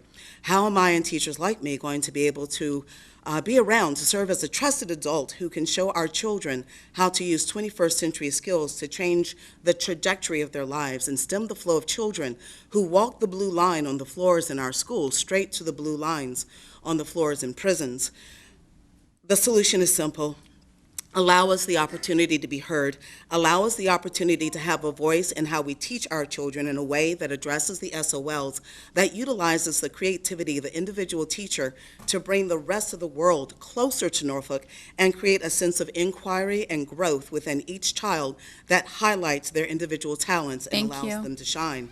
Provide us with the steps needed to increase our income to a dignified wage that matches our responsibilities. Ma'am, your time is up, but we hear you, so thank you very much. Okay. Thank you for allowing me this time, and I hope you consider my suggestions. Thank you. Next, we have Michaela Williamson. Michaela Williamson.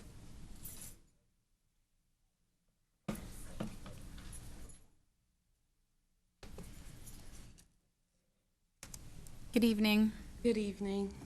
I want to extend my appreciation for being heard tonight. I am a current Norfolk Public Schools employee, and I'm representing NFT. And I just want to say, prepare for the mass exodus. Is Norfolk Public Schools prepared for the massive teacher shortage that will occur in the fall? I am relatively a new teacher. I was hired in 2019. I love the staff, school, and students I work with. But this compensation system you are detrimentally holding on to will meet its consequence. And I can no longer be a part of it. I hear a lot of talk from teachers, which district has the better options, and many, like myself, have moved on to them. Many of these teachers I've talked I've talked to work within NPS for less than 5 years. So that led me to think, it seems as if the newer teachers have less attachment to Norfolk Public Schools, and the passion for the district is excuse me, and the deep passion for the district that's been cultivated is by the veteran teachers. They're the ones that are staying because they've invested so much into NPS. So how long will that last? How long will you bank on teachers signing, and honestly, an insult of a contract to dish out each year? Are you ready for NPS to be a proverb to all the other districts under your watch? Thank you. Thank you. Next, we have Trina Washington.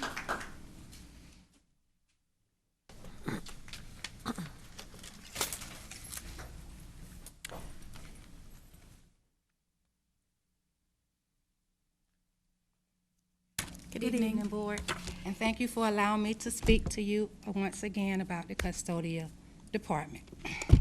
I come here tonight to just, the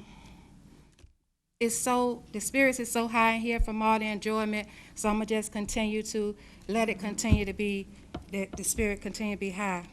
Please focus on the leadership in the custodial department. The bullying with the custodial department, the bullying with the area supervisors are not allowing the custodians to do what they're supposed to do. I have been in the system for 17 years and 12 months. As of August the 1st, I will be retiring because of the custodial department.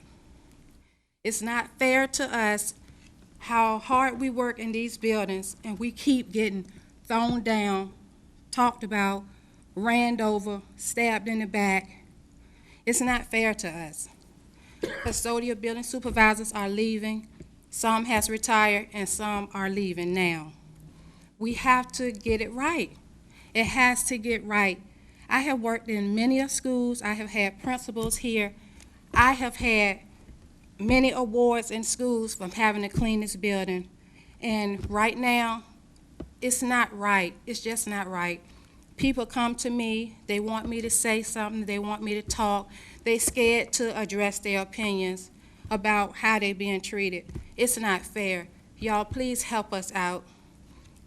Get the leadership right, starting from the top, and y'all will have custodians. When they interview people, they need to bring the building supervisors in instead of the area supervisors. They don't know what we do on a daily basis. So I'm just asking y'all for y'all help to look in the custodial department. I appreciate it. Thank you. Next, we have Patricia Rubin.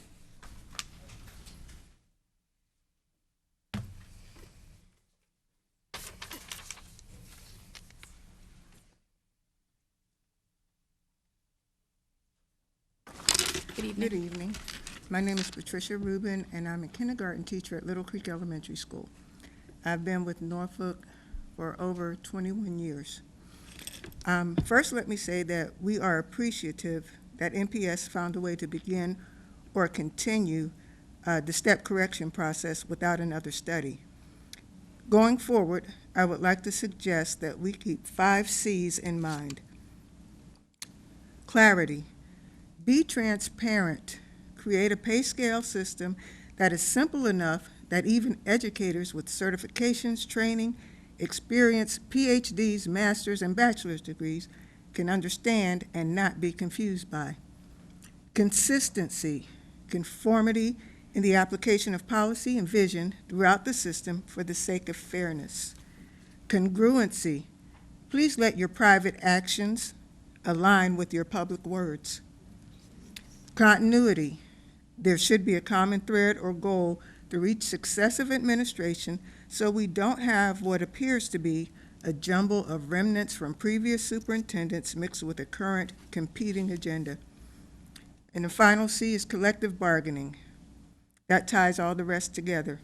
It is unfortunate that NPS has shown itself to be less than reliable when addressing pay issues. A collective bargaining agreement makes a legally binding contract that would provide clarity, continuity, congruency, and could facilitate consistency. When the time comes, this or whatever school board we have should approve collective bargaining. Thank you. Next, we have Melissa Garman.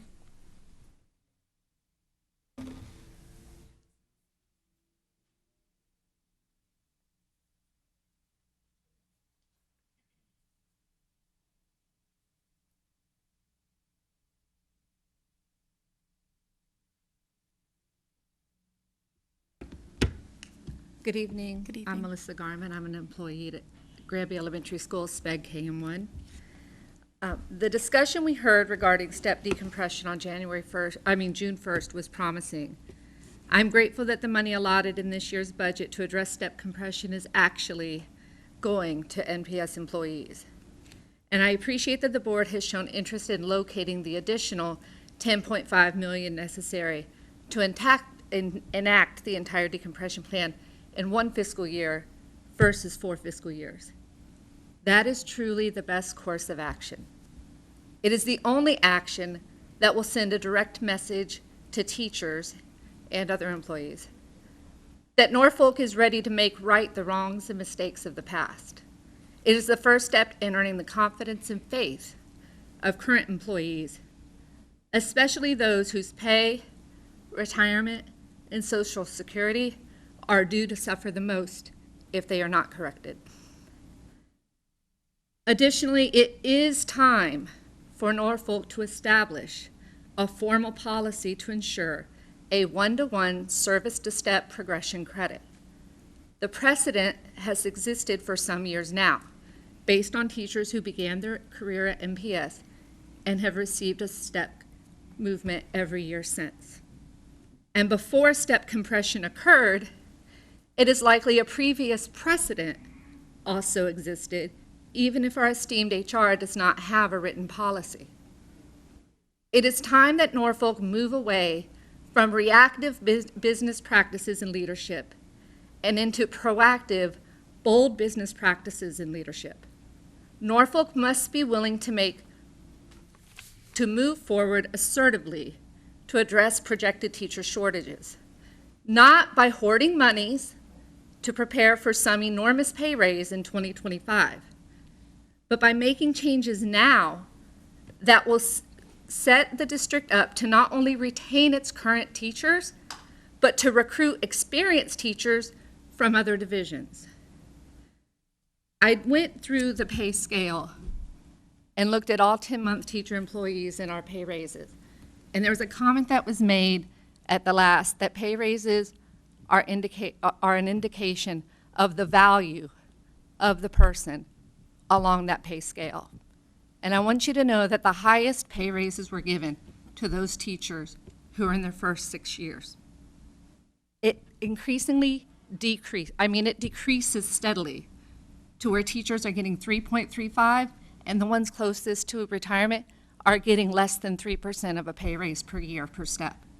If you truly value your current employees and want to retain us, consider the value you're showing when you create those pay scales.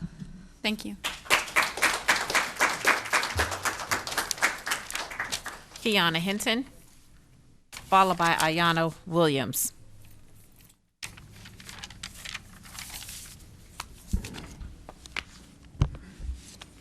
Good evening, Dr. Birdsong and members of the school board. My name is Kiana Hinton. I'm a member of the NFT and currently a special education teacher in the district. Once again, I'm standing before you due to working conditions because administrators believe they are above following rules. What will it take for this district to start holding administrators accountable for their behavior? Daily, I'm expected to enter the building and tolerate whatever behavior administrators give. Told we're supposed to be here for the kids as a way to justify the distasteful behavior. This year, my right to confidentiality has been non-existent. Ms. Nicole Griffin has recorded me several times without consent. She's even bold enough to have colleagues listening in during meetings. One time being careless and notifying the person on the other end of the phone to get this down. I indeed got it down as well. Months ago, a colleague listened in via phone while the NFT represented me in a meeting. Recently, she decided to stand in the hallway and discuss my concerns with colleagues who were not involved. Why is it okay for Nicole Griffin to record private conversations without consent? Why is she allowed to have another colleague listen in on meetings? Why is it okay to share confidential information, with other employees? Maybe there's no confidentiality inside of NPS. Why does she think she doesn't have to answer emails promptly because I didn't write my question on a sticky note as I usually do? Does a sticky note take precedence over emails and NPS now? But maybe she doesn't want to leave any more paper trail of her soiled behavior. Why is she allowed to embellish and manipulate situations with her title to cover herself when she's wrong? Why is she never held accountable for this behavior? But after 2 years of being under this supervision, I should expect nothing less. The real question is, who sanctioned this behavior in NPS? Perhaps administrators are governed by a different set of standards. Standards that say they do not need to have character or integrity. Standards that declare they can be passive-aggressive, dismissive, and engage in unethical and inappropriate behavior. Perhaps she has immunity from having to respect the individual she's supposed to be leading. Whatever the case, it contradicts NPS being the cornerstone of education standards. Just as students deserve quality educators, teachers and staff deserve quality administrators standing before us. How can she lead a building of professionals when she doesn't govern herself accordingly? When holding her accountable, I'm now disrespectful and a problem. Yet as a subordinate, I'm expected to engross myself with a person whose demeanor is contemptuous and disingenuous. Is this really the excellence for all that NPS proudly proclaims? Once again, thank you for your time. Thank you. Ayana Williams. Not here. Rakita Robinson.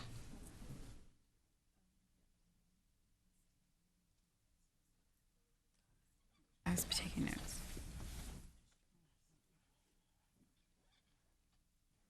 Everything okay? Go ahead. Once again, something's going to be handed to you to help me out.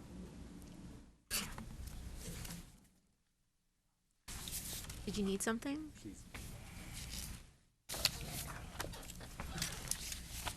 think we have this here.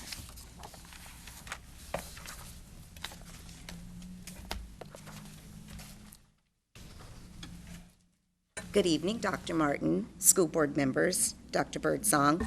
My name is Rakita Robinson.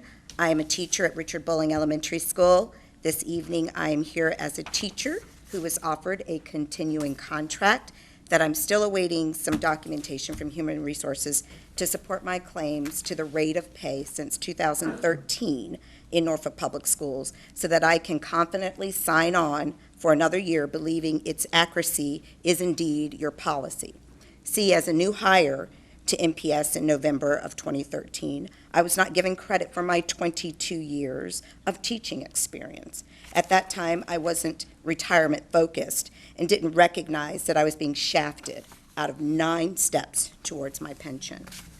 As I look at the 2022-2023 teacher pay scale as a veteran teacher of 30 years, now being offered a continuing contract at step 19, I am behind 11 steps towards a fair, full retirement rate for the experience and expertise I bring to work every day. This difference in pay, according to our most recent salary scale, is $18,270. I seek the internal operation of teacher salary scale document from 2013, from the 2013 to understand how it eludes paying teachers for their full expertise. I seek to better understand the formula used to determine teachers are not deserving of credit for their years of specializing in their fields. You can see the 22-step document, which was introduced by Mr. Calhoun in a previous school board meeting, where I've circled the 22 years I brought in 2013. They're offering step 17, and I recognize that it's not retroactive, but you can see the discrepancy. How can NPS ever catch up with what is owed to deserving teachers who someday would like to retire at a fair, competitive rate without adopting a one-to-one pay scale? It is a selfless act to choose teaching as a career. Good teachers are essential to the progress of our nation. It is imperative that every student has access to diverse and well-prepared educators. At the end of this school year, many exiting NPS teachers chose not to come here tonight or to share their why. Instead, they adopted the motto, "We can show you better than we can tell you." They will not return to NPS in the fall. NPS has an opportunity to fix this egregious wrong and stop this mass exodus of our teachers to surrounding districts and other professions. We need board members that support collective bargaining to give teachers the right to bargain and make them part of the solution. That is what is happening in places that are moving forward. When teachers have a voice and agency, students and teachers and their work thrive. Please see the documents provided to you to see where, as a 30-year veteran teacher who has asked year after year to take on senior duties, falls, and where she sits now at being offered step 19. Can you answer my why? I cannot. Thank you. Pastor Veronica Thomas.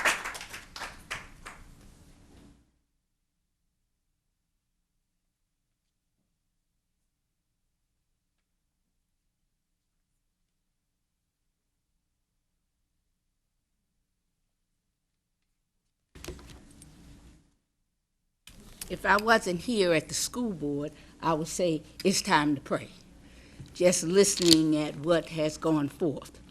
I am Veronica Martin Thomas.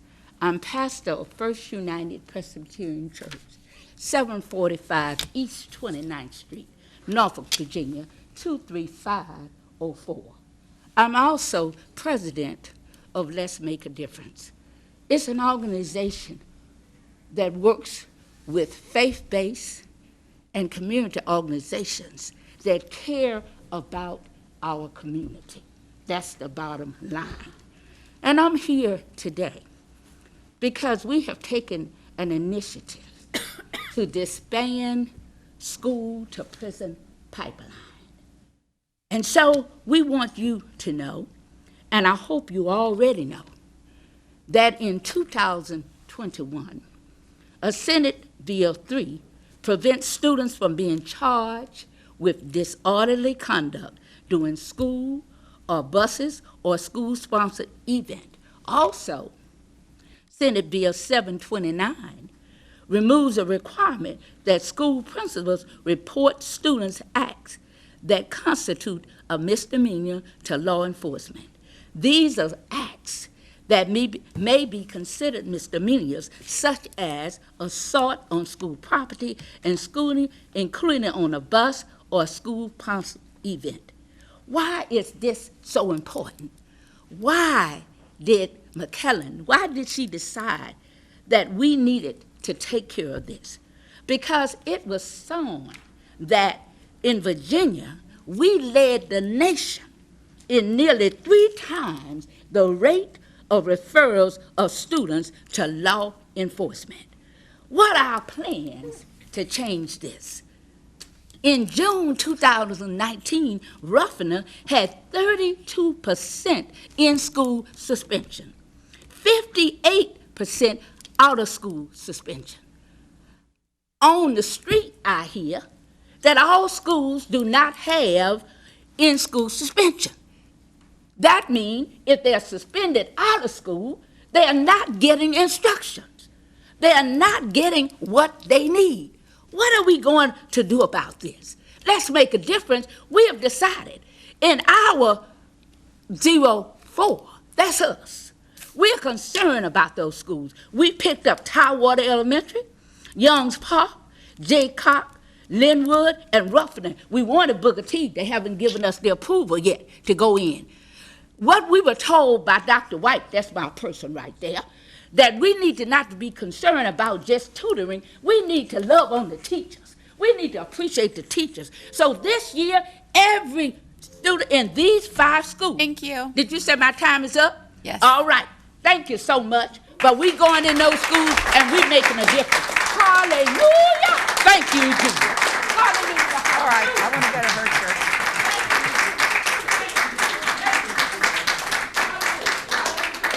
Next, we have Merle Rutledge Jr. Merle Rutledge Jr.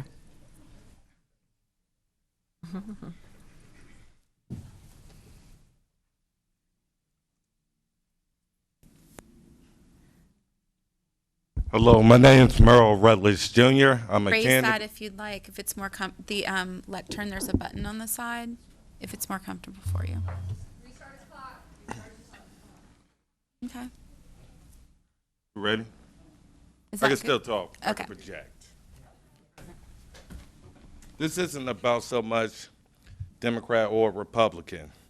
That the news I got, which shakes me to the core, is the safety of our children and our teachers, and making sure our families have comfort at home to know that their kids is going to get off the bus and come to them safely. My good friend Amber Teller over there, would you like to stand up and be recognized? She let me know that anybody and everybody could go into our schools and pull off another Texas. It's inexcusable for people not to check out who is coming into our schools. We have Uber drivers that are registered sex offenders. We have numerous rideshare programs that normally would be called for people to go out to get a drink at a bar. Instead, they are showing up at our schools ready to pick up our children and put them in danger. And what do? We wait until a news story come out? Do we wait until Texas for another strong 12 in Virginia Beach? We must act now, and those who knew about this, you might as well resign. Period. We can't afford another mistake. How we care about children and their families and our teachers, that's what's being reflected right now in this room.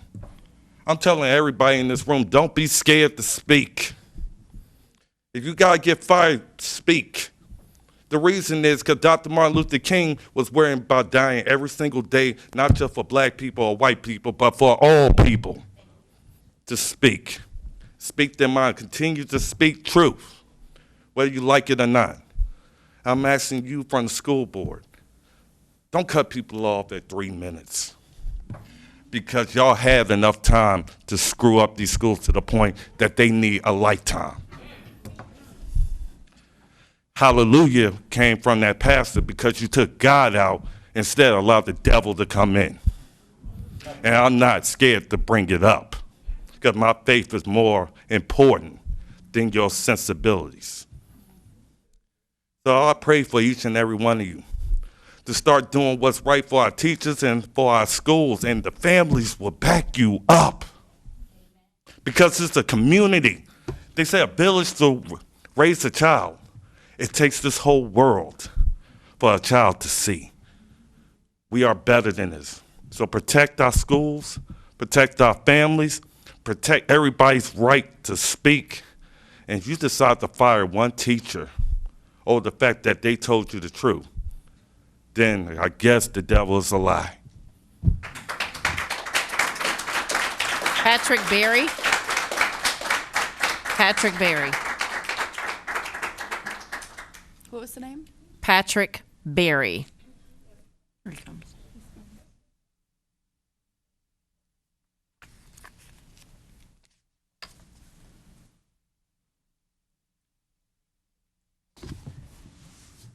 Good evening, Dr. Martin, Mr. Clanton, Dr. Birdsong, and other school board members. My name is Patrick Berry. I have been honored to serve as the Secretary-Treasurer of the Education Association of Norfolk for the last school year.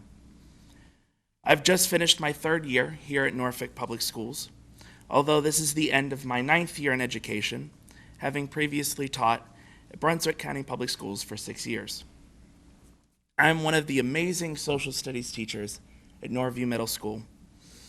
As a history teacher, we teach our students to become active and productive participants in the experiment that we call American democracy. We also teach them the importance of learning from the past, thus avoiding repeating mistakes that others have done. While there is still more to do, we wanted to thank the administration for their efforts to rectify the damages done when the Great Recession hit with their plan to put everyone on their correct step. However, the increase in insurance premiums may negate many of the gains that have come from these pay increases. We feel that if funds are available, please look into taking a little more of the burden off your employees and absorb some of the insurance premium increase. This way, the pay increases from the steps and readjustment of the pay scale actually make it worth staying with Norfolk Public Schools. Thank you.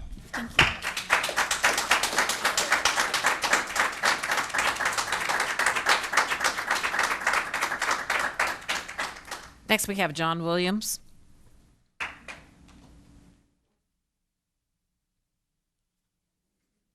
Good evening, Dr. Birdsong, Board Chair, Vice Chair, members of the board, everybody in attendance. I come to you today. This is my last school board meeting as an employee. And I came for it to say something different, but I need a piggy bank off of Miss Washington, Trina Washington, as being a building supervisor. And I understand what she's saying because many of the building supervisors is leaving. I'm leaving not by choice, but I'm leaving as of the end of this month. But it's true that leadership in the custodial department is terrible. And we had a company here years ago, their leadership was terrible, and this leadership as we came back on board is worse than the leadership that left. Because it comes a time when you're a leader, we don't need bosses. I'm a building supervisor, I've never been a boss, I've been a leader. And what I do is good. Every teacher that knows me, every principal that knows me, know that I always kept a clean building, a safe working environment, and everybody knew that I was a bulldog, that I got things done. I didn't sit back and let things be mishaps. But it's true the leadership have to be put in check because they don't know how to talk to people. They just outright mean to people. They talk down to people. And then now I've been out of school for a little while because I've been hurt. But I done been in quite a few schools since I've been out. And I tell you, the condition of them schools, my school would never be in a condition like the schools is.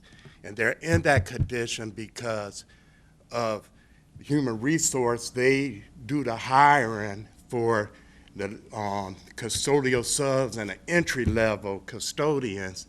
And their requirement, one of their requirements is that they have a high school diploma and a year of customer service.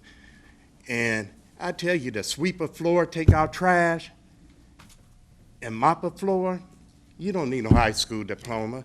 And that's why the custodial staff don't have. 2 years ago, I met with Dr. Birdsong. I asked Dr. Birdsong to get the custodians in the maintenance department their leave time, don't take it from them because, you know, people can't take off. If they take off, then the schools ain't being clean. So I'm gonna ask once more that y'all consider not taking their leave time once more because many of them can't take off of work. Because if they take off, y'all won't have no clean building, and y'all need to support the custodial staff more and support the maintenance department. Thank you. And hire more people. All right? Thank you. Next, we have Vicky Greco.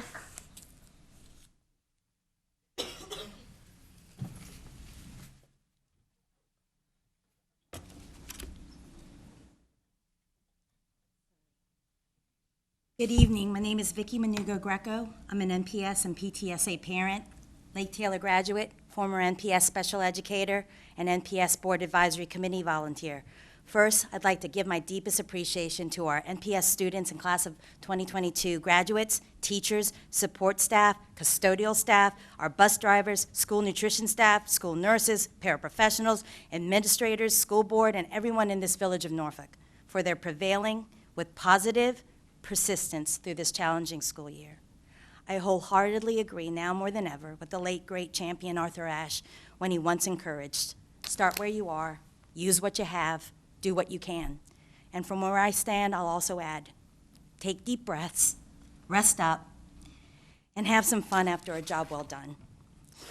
With that said, as this year's co-chair of the Norfolk Gifted Education Advisory Committee to the board, on behalf of the GIAC, we respectfully submit our 2022 annual report, which is our summary of the work we accomplished this academic year. As a volunteer committee of parents and educators, the GIAC has worked both virtually and in person this year to evaluate and report to the board critical evidence-based recommendations regarding gifted identification, equitable representation of students, and strengthened communications. We are heartened to welcome a large group of new members for the coming year, a number of whom have already attended and participated in our Zoom and in-person meetings. With this intentional addition of new and diverse voices at the table, the GIAC is thankful that our full membership for the coming academic year better reflects our student population and our school communities. This gratitude extends to the planned implementation with fidelity of the 2022-2027 local gifted plan that significantly broadens access to gifted and talented educational programming to our young students from underrepresented backgrounds and experiences across the district. It is energizing to be at this critical point of renewal for our students and schools as NPS further commits to more equitable and accessible gifted and talented instruction and enrichment for our kids.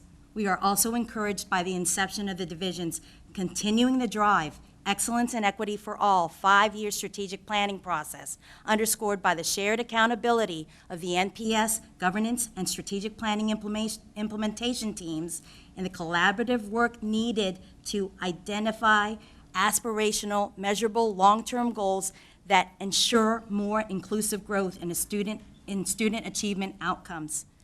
We stakeholders look forward to future updates. With that, I'll end here and ask all of you to please read the complete GIAC annual report that was sent electronically to school board members, Dr. Birdsong, Dr. Pohl, Mr. Brady, and Ms. Stead. Thank you for your commitment and service to our students and school community.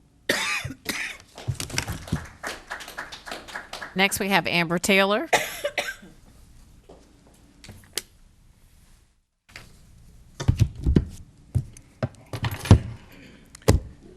I'm Amber Taylor. I'm the Uber Eats driver that got into Granby Elementary School. No questions asked. I pressed the doorbell. They buzzed me in. Not a how are you, how may I help you, who are you with, why are you here? Let me tell you about a DoorDash driver in Virginia currently that I have his rap sheet as well from Henrico County. Convicted, guilty plea, juvenile prostitution ring. Would you just let him in the school too because you knew who he was coming? My son isn't in your schools yet. My son is 3. When this was brought to the superintendent's office, and I've got emails to prove it, I've got your proof, I've got parent statements, I'm not the mom that's gonna back down from this. Your job is to keep our kids safe. If you can't do it, we can find somebody who can. 5 of you are up for re-election this year. What about the 4th grader who's smoking pot in the bathroom at an elementary school? The only person from this school board that wrote me back, all of you got my email. I've got it. It's right here. The only person that wrote me back was Miss Tanya. I'm sorry that I mispronounced your last name. I'm not even going to try. She wrote me back. She wanted more information. Miss Campson, she wrote me back, I'm going to pass this to the superintendents like I didn't talk to them. Dr. Martin, no email. No email from y'all neither. Mr. Rodney Jordan, he was the only one that said, I am accountable. This was one day after the Texas school shooting. Have y'all lost y'all's minds? I was closer to a child than I am this woman right next to me. I did a FOIA, Freedom of Information Act, for the video. It was denied, of course, I already knew it was. I already consulted with a lawyer about it. I've stayed at home for 3 years to protect my child. Do you think I won't do it for the rest of his life? I shouldn't have to be a stay-at-home mom. I have worked in the medical field. I could have been helping save people during COVID if y'all could take care of our schools. But y'all can't be trusted with our schools. So make up your mind about what you're going to do, because that's unacceptable. Absolutely unacceptable. I have parent statements across the board. You want to see it? You got my phone number. You got my email address because you got my information.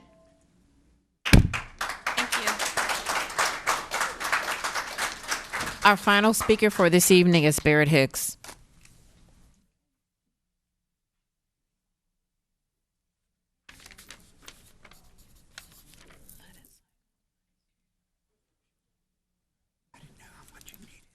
Oh. Good evening, board. Good seeing you guys. And I want to just say congratulations to the young lady, because the young lady, Ayana, advocacy. Well, that's what we're talking about tonight, advocacy. I've been coming to these board meetings about 12 years, as far as for school. I know most of you. I've had conversations with you. Wow, people are finally getting it. They're not afraid to speak. They're not afraid to speak up. I want to say congratulations to all the grads. When I started out 12 years ago, it was because of my cousin. My cousin had some problems, and her dad asked me to come. She just graduated, walked across the stage as an honor graduate from Norview. That's what advocacy looks like, making a difference. And tonight, also on behalf of parents, talking about this year, we had at least 2 parents that reached out to me, so I know it's more, in reference to their children not having an education or a full-time teacher for over half of the school year. These parents received a letter around April telling them that their children would possibly be retained, and then a reversal of some sort saying, well, no, we're going to pass them on. Passing them on is not good enough. These parents need, and have asked me to ask you, to provide these children with tutors to get them up to par, not just a passing grade. And these are not parents, as you guys like to tell me, that these parents don't care. No, it's not that they don't care. They don't know. They don't understand the processes. It's a sad story as to what you guys allow to happen within these schools. It truly is. I oftentimes come here and talk about Southside STEM Academy. Again, 8th or lower than all schools in the state of Virginia, academically. St. Helena, number 2 from the bottom of all schools in the state of Virginia. Both of them are in the 23523, Southside, Berkeley, Compostela. When are we going to change that dynamic? When you guys got the money, you always told me before, we don't have the money, we can't do it, we're trying to do things. We need some immediate attention within those schools. But again, my last few minutes is in reference to I went to a board meeting on behalf of a child that had been suspended. Had been suspended for almost 50 days, different times.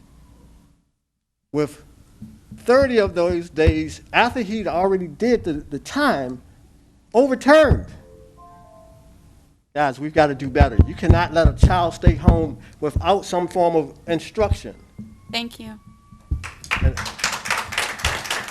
This concludes our speakers for this evening. Is that it? Okay, thank you, Ms. Tanner. Okay, can I get a motion to approve the consent agenda with the amended personnel report? It's after comment. Yeah. Can I get a motion to approve the consent agenda with the amended personnel report, please? Dr. Martin, I move that we approve the consent agenda with the amended personnel report. Thank you. Dr. Gabriel, seconded by Mr. Clanton. Ms. Tanner, please call the question.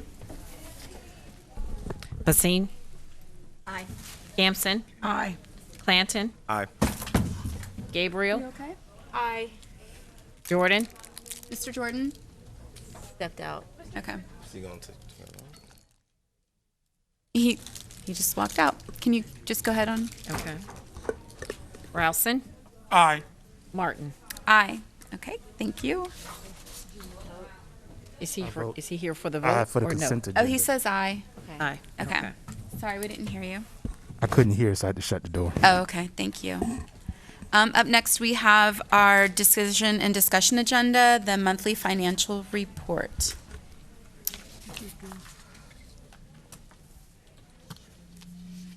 Good evening, Mr. Jenkins. Good evening, Chair Martin, Mr. Clanton, Dr. Birdsong, and members of the board. I will talk to you this evening about the May financial report. This covers the 11 months for the fiscal year that started July 1. During the period, we collected $303.7 million of general fund revenue. That was 85.6% of our budget. During the same period in the previous 2 years, we collected between 86.7 and 87.5, so collections are down just a little from the previous years. On page 3, there are 2 graphs, one for revenue and then one for spending for the current and 2 previous years. The monthly budget appears in the green background. On page 4 of the highlights, we provide a graph of revenue and spending for the current fiscal year. By the end of May, we had spent or encumbered $306.3 million, or 86% of our budget. The revenue was $303.7. In the previous previous 2 years, our spending ranged between 84 and 85%. So this year, we're just a little above on the spending. If you refer to page 15, there are several budget transfers that exceed $50,000, 5 in total, for $521,000. Dr. Martin, that concludes my comments. If you have any questions, Thank you, I'll be glad Mr. to Jenkins. answer. Any questions from the dais? Go ahead, Mr. Jordan, and then Ms. Basine. I'd like to start with the transfers on page 15, where it appears to me that once again we are transferring resources from the classroom for other areas. So I have a few questions regarding that. So on item 1217, $86,000 from classroom teachers to equipment replacements, and the justification says purchase 8 portable light towers for athletics at high schools. Can you speak to that a little bit more? I can speak a bit towards to that. We bought some light towers so that students can practice in the evenings. Sometimes it's dark as they finish their athletic practice, so the light towers were purchased so that they could complete their practice as the evenings get darker.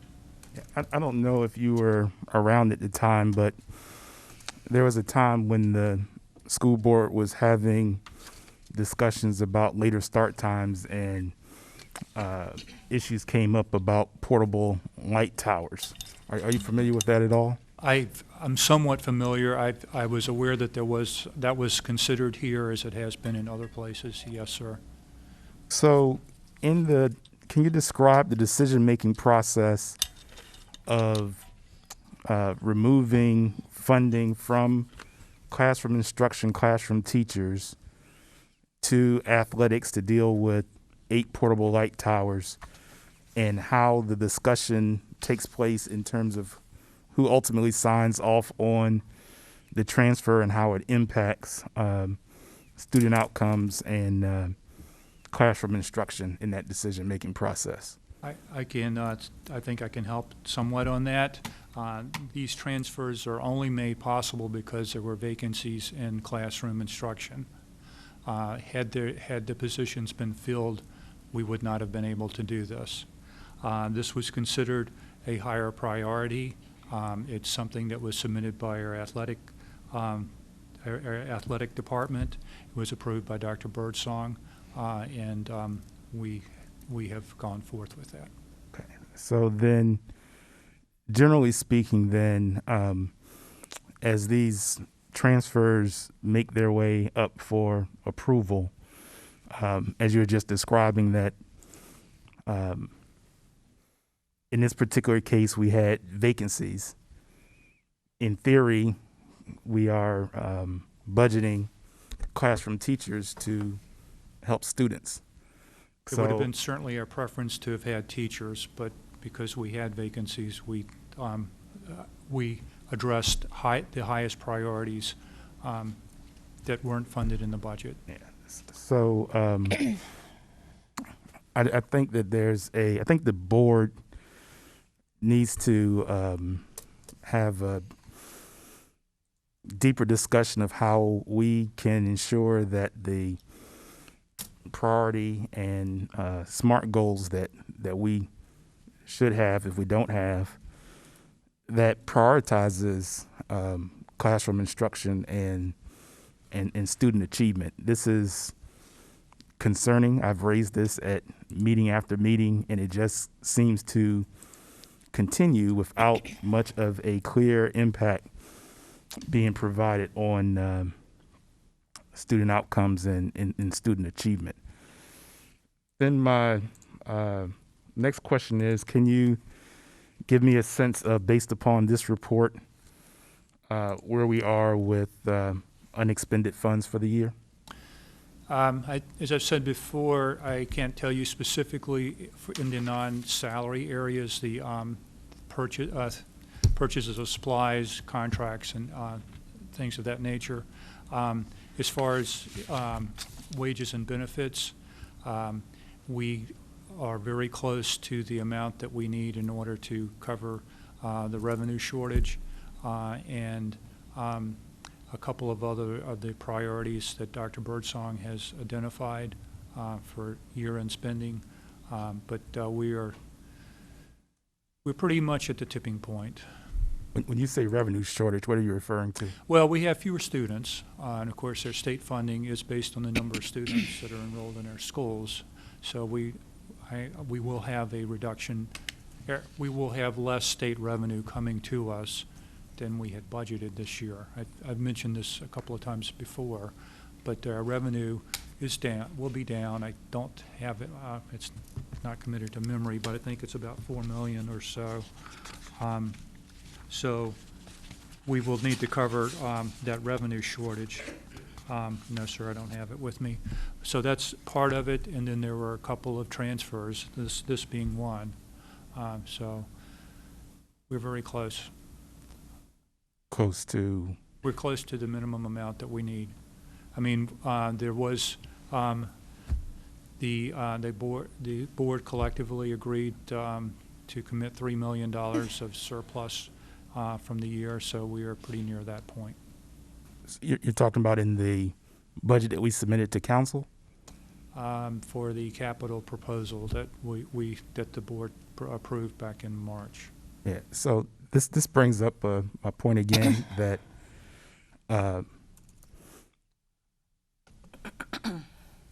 so yesterday during the graduation, I overheard a conversation and was dealing with when the board would receive an update on the budget so that we could begin to take action. I think there's great confusion around the budget process and what gets submitted. And this is I'm sorry, I'm addressing my colleagues. In my tenure on the school board, and I think even years as an observer, I don't ever recall this amount of time going past from the time that the council takes action to the board receiving an update on the impact of that action. And I'm deeply concerned that that we're not on top of it. I don't think as a board we really know what's happening, and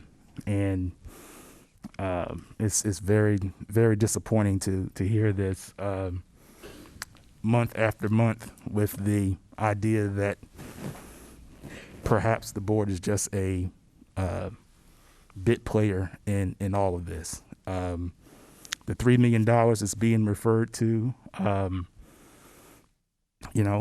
I know what we submitted based upon what we thought, but it's even more concerning to me that it sounds like we're almost planning for having $3 million to deal with one thing when we don't really have clarity around how our students are and how they are performing. And so I'm going to be voting against this again, but I would like at some point if the board could please get an update on the council action and also what the schedule is going to be for the board to have adequate discussion about the budget and when we will take action, and not get it all jammed in the same meeting. So thank you for answering my questions, but I just want to state again that when I first got on the board, I used to ask questions like this around Title I and Title II, and also got opaque responses. And then we ended up having millions of dollars of losses. And I feel that if we're not careful, we're going to find ourselves in a similar situation where the classroom is going to be negatively impacted. And so I just want to raise that for the board and for the governance team, that for us to be at the end of the year in June and not have one update on the action that the council has taken on the proposed budget is deeply concerning, and I think very irresponsible on our part. Mm-hmm. Thank you. Go ahead, Ms. Basine. Thank you, Dr. Martin. Well, I had several of the similar questions as Mr. Jordan, and I, too, share his sentiments around our board discussion, planning, timeline, so that we can arrive at a final budget. And I've expressed that. I've also sent. If I could just briefly mention, we're waiting for Governor Youngkin to approve the budget. We expect that'll be very soon. At that point, the Department of Ed will tell us exactly how we'll interpret that for us. So I don't think we're far away from that. That we're very close, but we need the governor's approval before I know exactly what our budget is. Right, and I understand that, and I've heard that in previous occasions where that question has been raised. But again, I don't think that it precludes us from having a discussion around our priorities and what shifts we may make. Especially, we also haven't discussed, our school board budget. There are items that we haven't discussed at all, which I don't think that we should, be waiting to have that discussion also. So I too am very concerned about that. Like Mr. Jordan, I had questions about the budget transfers. I'm not gonna. I heard your responses. The one thing I would like to elaborate on is the transfer for related to the purchase of 8 portable light towers. While I agree with Mr. Jordan on the sense that resources may be taken away from instruction, if you were to tell me, or the administration were to tell me, that we are reconsidering the start time changes, because that has a direct impact on student achievement and student well-being, that would be, I think, a different conversation. But that's not what I'm hearing. Is that correct? This was made because it was needed by the athletic group. I don't I can't say that it wouldn't help if you were to do that, but this decision was independent of the start times. Okay. Okay. Mr. Jenkins, I heard you say that the money used for the light towers came from unfilled positions. Is that correct? That is correct. Okay. So we it didn't really exactly. I think the statement that it came from instruction isn't exactly. Well, I'd like to clarify that. Yeah. So, Okay. so what I see it could be used for could be retention bonuses, which I know we're doing some, but there are groups that may be left out that we might be able to do more with. So I think, when we're talking about focusing on classroom instruction, on our teachers, I think this is another pot of money that could be used toward that effort. So that's what speaking for myself, that's what I'm referring to. But I too, like Mr. Jordan, will not be supporting the monthly financial report. I am supporting it. So thank you very much for this report, because I can see how we are able to do both. We're able to support our needs of our athletics as well as our needs in the classroom, as well as take very fiscally responsible steps toward improving the pay of our teachers and staff. So thank you all for your work in that. Any other comments? I do, Madam Chair. I don't want to belabor the evening, but I do believe that this discussion requires some balance and opinion. I think Mr. Jenkins has definitely expressed, if my understanding is that the request that we submitted to council was fully funded, correct? That is correct, sir. So we know what the budget was because this board has taken action and had discussion and had a vote on the budget that was submitted to council. So if it's been fully funded, and I think what we're waiting on right now, which you're right, we're in unprecedented time. We have a governor who literally almost 30 bills sent back from that were bipartisan that has tied up the budget. We're normally never at this point where we don't know what the budget's going to look like. It would be irresponsible to come back here to make amendments and not know what the state's going to do. And I think that's what I'm hearing from you, Mr. Jenkins, in the respect that we don't know what the funding level is going to be. We don't know exactly what it is, sir. We have a very good idea of We have approximately. an idea. It's getting close, which meaning that our attendance, which is what the state uses to our average daily attendance, right? This is how we get some funding. We get funding from the city. We get funding from the state. But I think that it's unfair to say we haven't had a full discussion about it and that we're not paying attention to this. I just want to say to you and for the staff that here that works in your department to put this budget together, we appreciate that. That takes a lot of time and a lot of energy.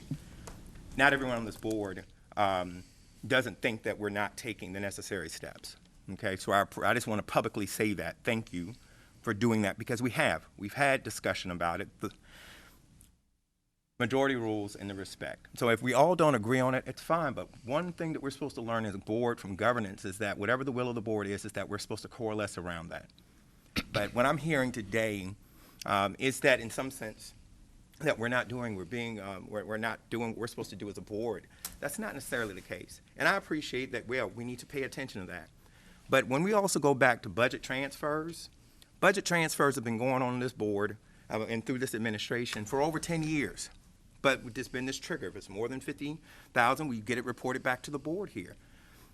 And if there's extra additional revenue left over, we're able to take those things to handle other things that are going on. But we take care of the core thing, which is what's happening in the classroom.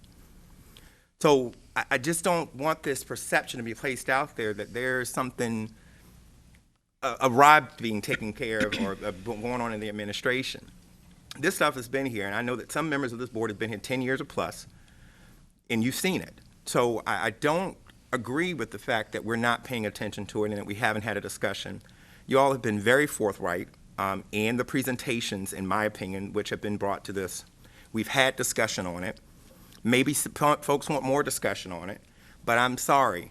I'm not about all this talk. We got to take action and take votes, and so that's what I have been supportive of.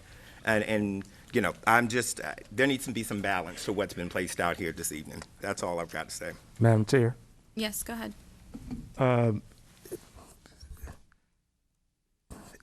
Whether the city council fully funds, overfunds, underfunds. The board has to be able to make decisions with information. My comments that I turned and spoke to the board. The board has a responsibility in the budget process. The board, throughout the budget process, has the responsibility to be updated. So some of these same discussions were raised with the one meeting that we did have about the budget, when this is the first time, and I can remember when we didn't have 2 public hearings. So, yes, budget transfers occur often, and some of us that have been here ask questions about budget transfers all the time that we're up here. What's different now from the board's perspective, in my view, as an individual board member, is we said we were going to focus our efforts around improving student achievement. When I see budget transfers coming out of classroom instruction, it's a concern for me. When I read our human resources reports and I see vacancies in classrooms, I'm all happy that we have allocated funding. But to suggest that somehow we are fortunate that we have a vacant position that we approved with the idea that that was to support student achievement is not something to cheer about. It's not something to celebrate. And even as the board even as we did submit our proposal to council, what I'm saying to the board is, and as many board members have requested, an update. It's just that, it's an update. It is a process by which the board can find out now what the impact is on the city council's actions, even as we consider to receive updates on the state actions. It doesn't mean that you have to have a vote on it. It's called information, so that when we do have a vote and discussion, we are prepared to do so. And that was the sense of my comments, and I appreciate all that my colleagues have said. But as a board member, my request has been to the board leadership to schedule time for the board to get an update on the budget as we know it today, and in particular, after the council's actions. Individual board members having discussions is fine, but we're a board as a whole. We have these discussions in public. And so in order to ensure that the board as a whole has the same information at the same time and can be prepared, that's why we have work sessions and workshops and updates. That's what I was referring to. Thank you. I don't want to prolong it. Just clarify, the transfer, are they all classroom instruction? I believe only one of them was classroom instruction. One position was classroom instruction well, and the rest excuse were me. from where? Let me look real quickly, sir. Because I don't want the misconception being that we're taking away from the classroom. Please clarify that for me. Not a misperception. Because you said it I'm twice looking at now. it. Please clarify it from the staff, please. The one for the athletic towers was from classroom instruction. There was a second for music supplies and equipment that was partly from classroom instruction, but the primary one was the athletics. It's athletics. Right. Thank you. Yes, sir. Okay. Ms. Tanner, please call the question. Basine. Nay. Campson. Aye. Clanton. Aye. Gabriel. Aye. Jordan. Nay. Rowson. Aye. Martin. Aye. All right, thank you, everyone. Up next, we have our superintendent designees for the school year 2022-23. Madam Chair Martin, Vice Chair Clanton, members of the board, on an annual basis, I am required to, as superintendent of schools, to ask that you authorize designees for me if I'm absent or have to be on leave for whatever reason, to sign reports and things of that nature. And this evening, I am requesting or recommending to you that Dr. James Pohl, Chief Academic Officer, and Dr. Linnell Gibson, Chief Schools Officer, serve as my designees during the 2022-2023 school year. Thank you. Dr. Birdsong. Madam- Can I get a motion to accept Dr. Birdsong's recommendations for her school year 23 designees? Madam Chair, I move that we accept. Second. Thank you. Ms. Tanner, please call the question. Basine? Aye. Campson? Aye. Clanton? Aye. Gabriel? Aye. Jordan? Aye. Rousen? Aye. Martin? Aye. Thank you, everyone. And next we have our appointment and interim contract for our school board clerk. Can I get a motion to accept the school board clerk's interim contract? Madam Chair, I move that we accept the superintendent's recommendation for appointment and interim contract for the school board clerk. Second. Thank you, Mr. Clanton and Ms. Campson. Any discussion? Okay, go ahead, Ms. Tanner. Basine? Aye. Campson? Aye. Clanton? Aye. Gabriel? Aye. Jordan? Aye. Rousen? Aye. Martin? Aye. Okay, well, everyone, I know you've had a long several days, and I just want to thank you for all of your work to support our students as they cross that final mile across the stage, and also the awards for today and all the work you're doing for our district. So thank you very much. Thank you. Meeting adjourned.